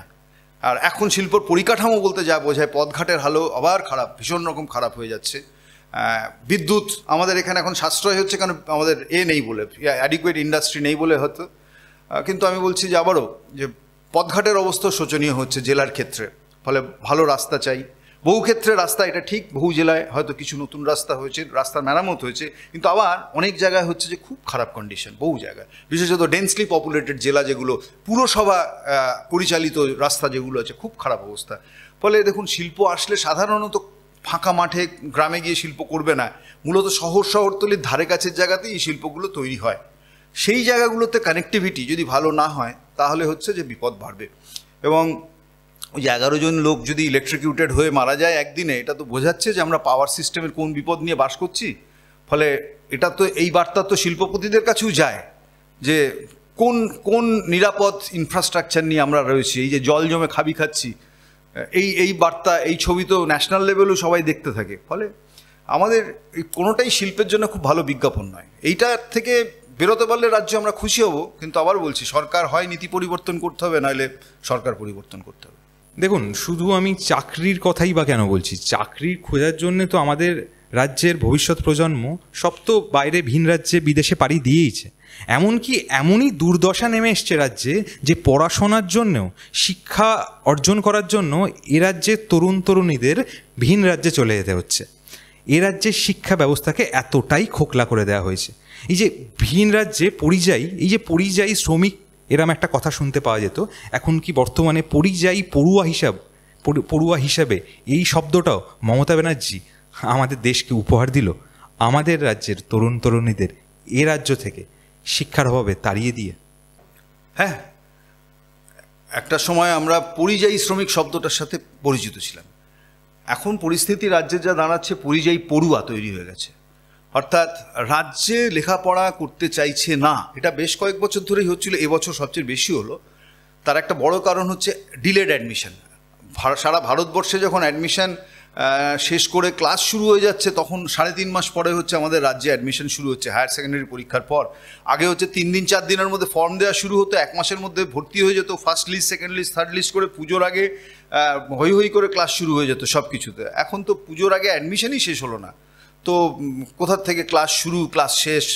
ফলে এই যে এরকম একটা অদ্ভুত ল্যাগ নিয়ে আমরা চলছি, ফলে এই ল্যাগটা, এই টাইম ল্যাগটা, এটা আমাদের দেশের মানচিত্রে, আমাদের রাজ্যের জন্য ভালো ব্র্যান্ডিং নয়। এবং বুদ্ধিমান ছেলে মেয়ে এবং যাদের সেই উপায় আছে, মানে যাদের বাবা মাদের সেইটুকু কী বলবো স্বাচ্ছন্দ্য আছে, তারা পুনে যাচ্ছে, ব্যাঙ্গালোর যাচ্ছে, দিল্লি যাচ্ছে পড়াশোনা করতে, ভুবনেশ্বর যাচ্ছে।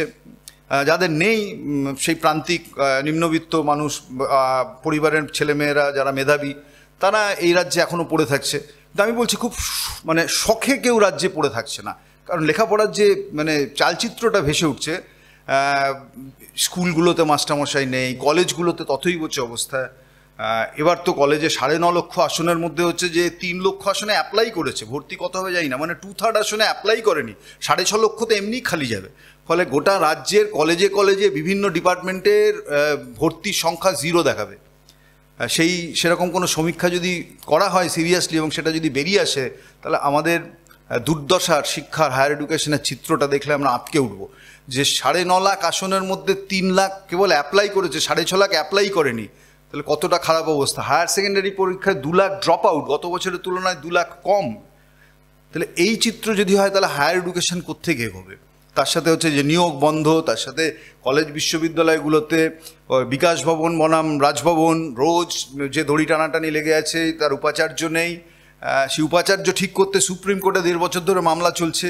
কারণ এই যদি গভর্নেন্সের চেহারা হয়, তাহলে কোন পরিবারের বাবা মা চাইবে যে সেই ছেলেমেয়ে এই রাজ্যে থেকে তার সময় নষ্ট করুক, তার কেরিয়ারের ব্রাইটার টাইমটা, আনলেস যদি সে বাধ্য হয় যে রাজ্য ছাড়তে পারছে না আর্থিক কারণের জন্য। আদারওয়াইজ যাদের সামর্থ্য আছে তারা ছেড়ে বেরিয়ে যাচ্ছে। সেই হিসেবে বলছি যে খুব আনফর্চুনেটলি হলেও পরিযায়ী পড়ুয়া এই শব্দবন্ধটাও আমাদের নতুন বাংলার শব্দভাণ্ডারে ঢুকে পড়লো। সবশেষে একটাই কথা বলার, আপনার মতো সচেতন মানুষরা এই রাজ্যের সাধারণ মানুষকে এরমভাবেই সচেতন করতে থাকবেন। রাজ্যটা যেরকমভাবে রসাতলে চলে যাচ্ছে শাসকের অপদার্থতায়, এই রাজ্যটা ধ্বংস হওয়া থেকে আটকানোর জন্য আপনাদের মতো মানুষদেরই চাই, যারা মানুষের, সাধারণ মানুষের চোখকে খুলে দেবেন। আদতে রাজ্যে কি ডামাডোল হচ্ছে সেগুলো তাদেরকে চোখে আঙুল দিয়ে দেখাবেন। এরমভাবেই মানুষকে সচেতন করবেন, এরমভাবেই মানুষের জন্য কাজ করে যাবেন। ভালো থাকবেন পার্থবাবু। একদম নিশ্চয়ই ভালো থাকবেন আপনারাও।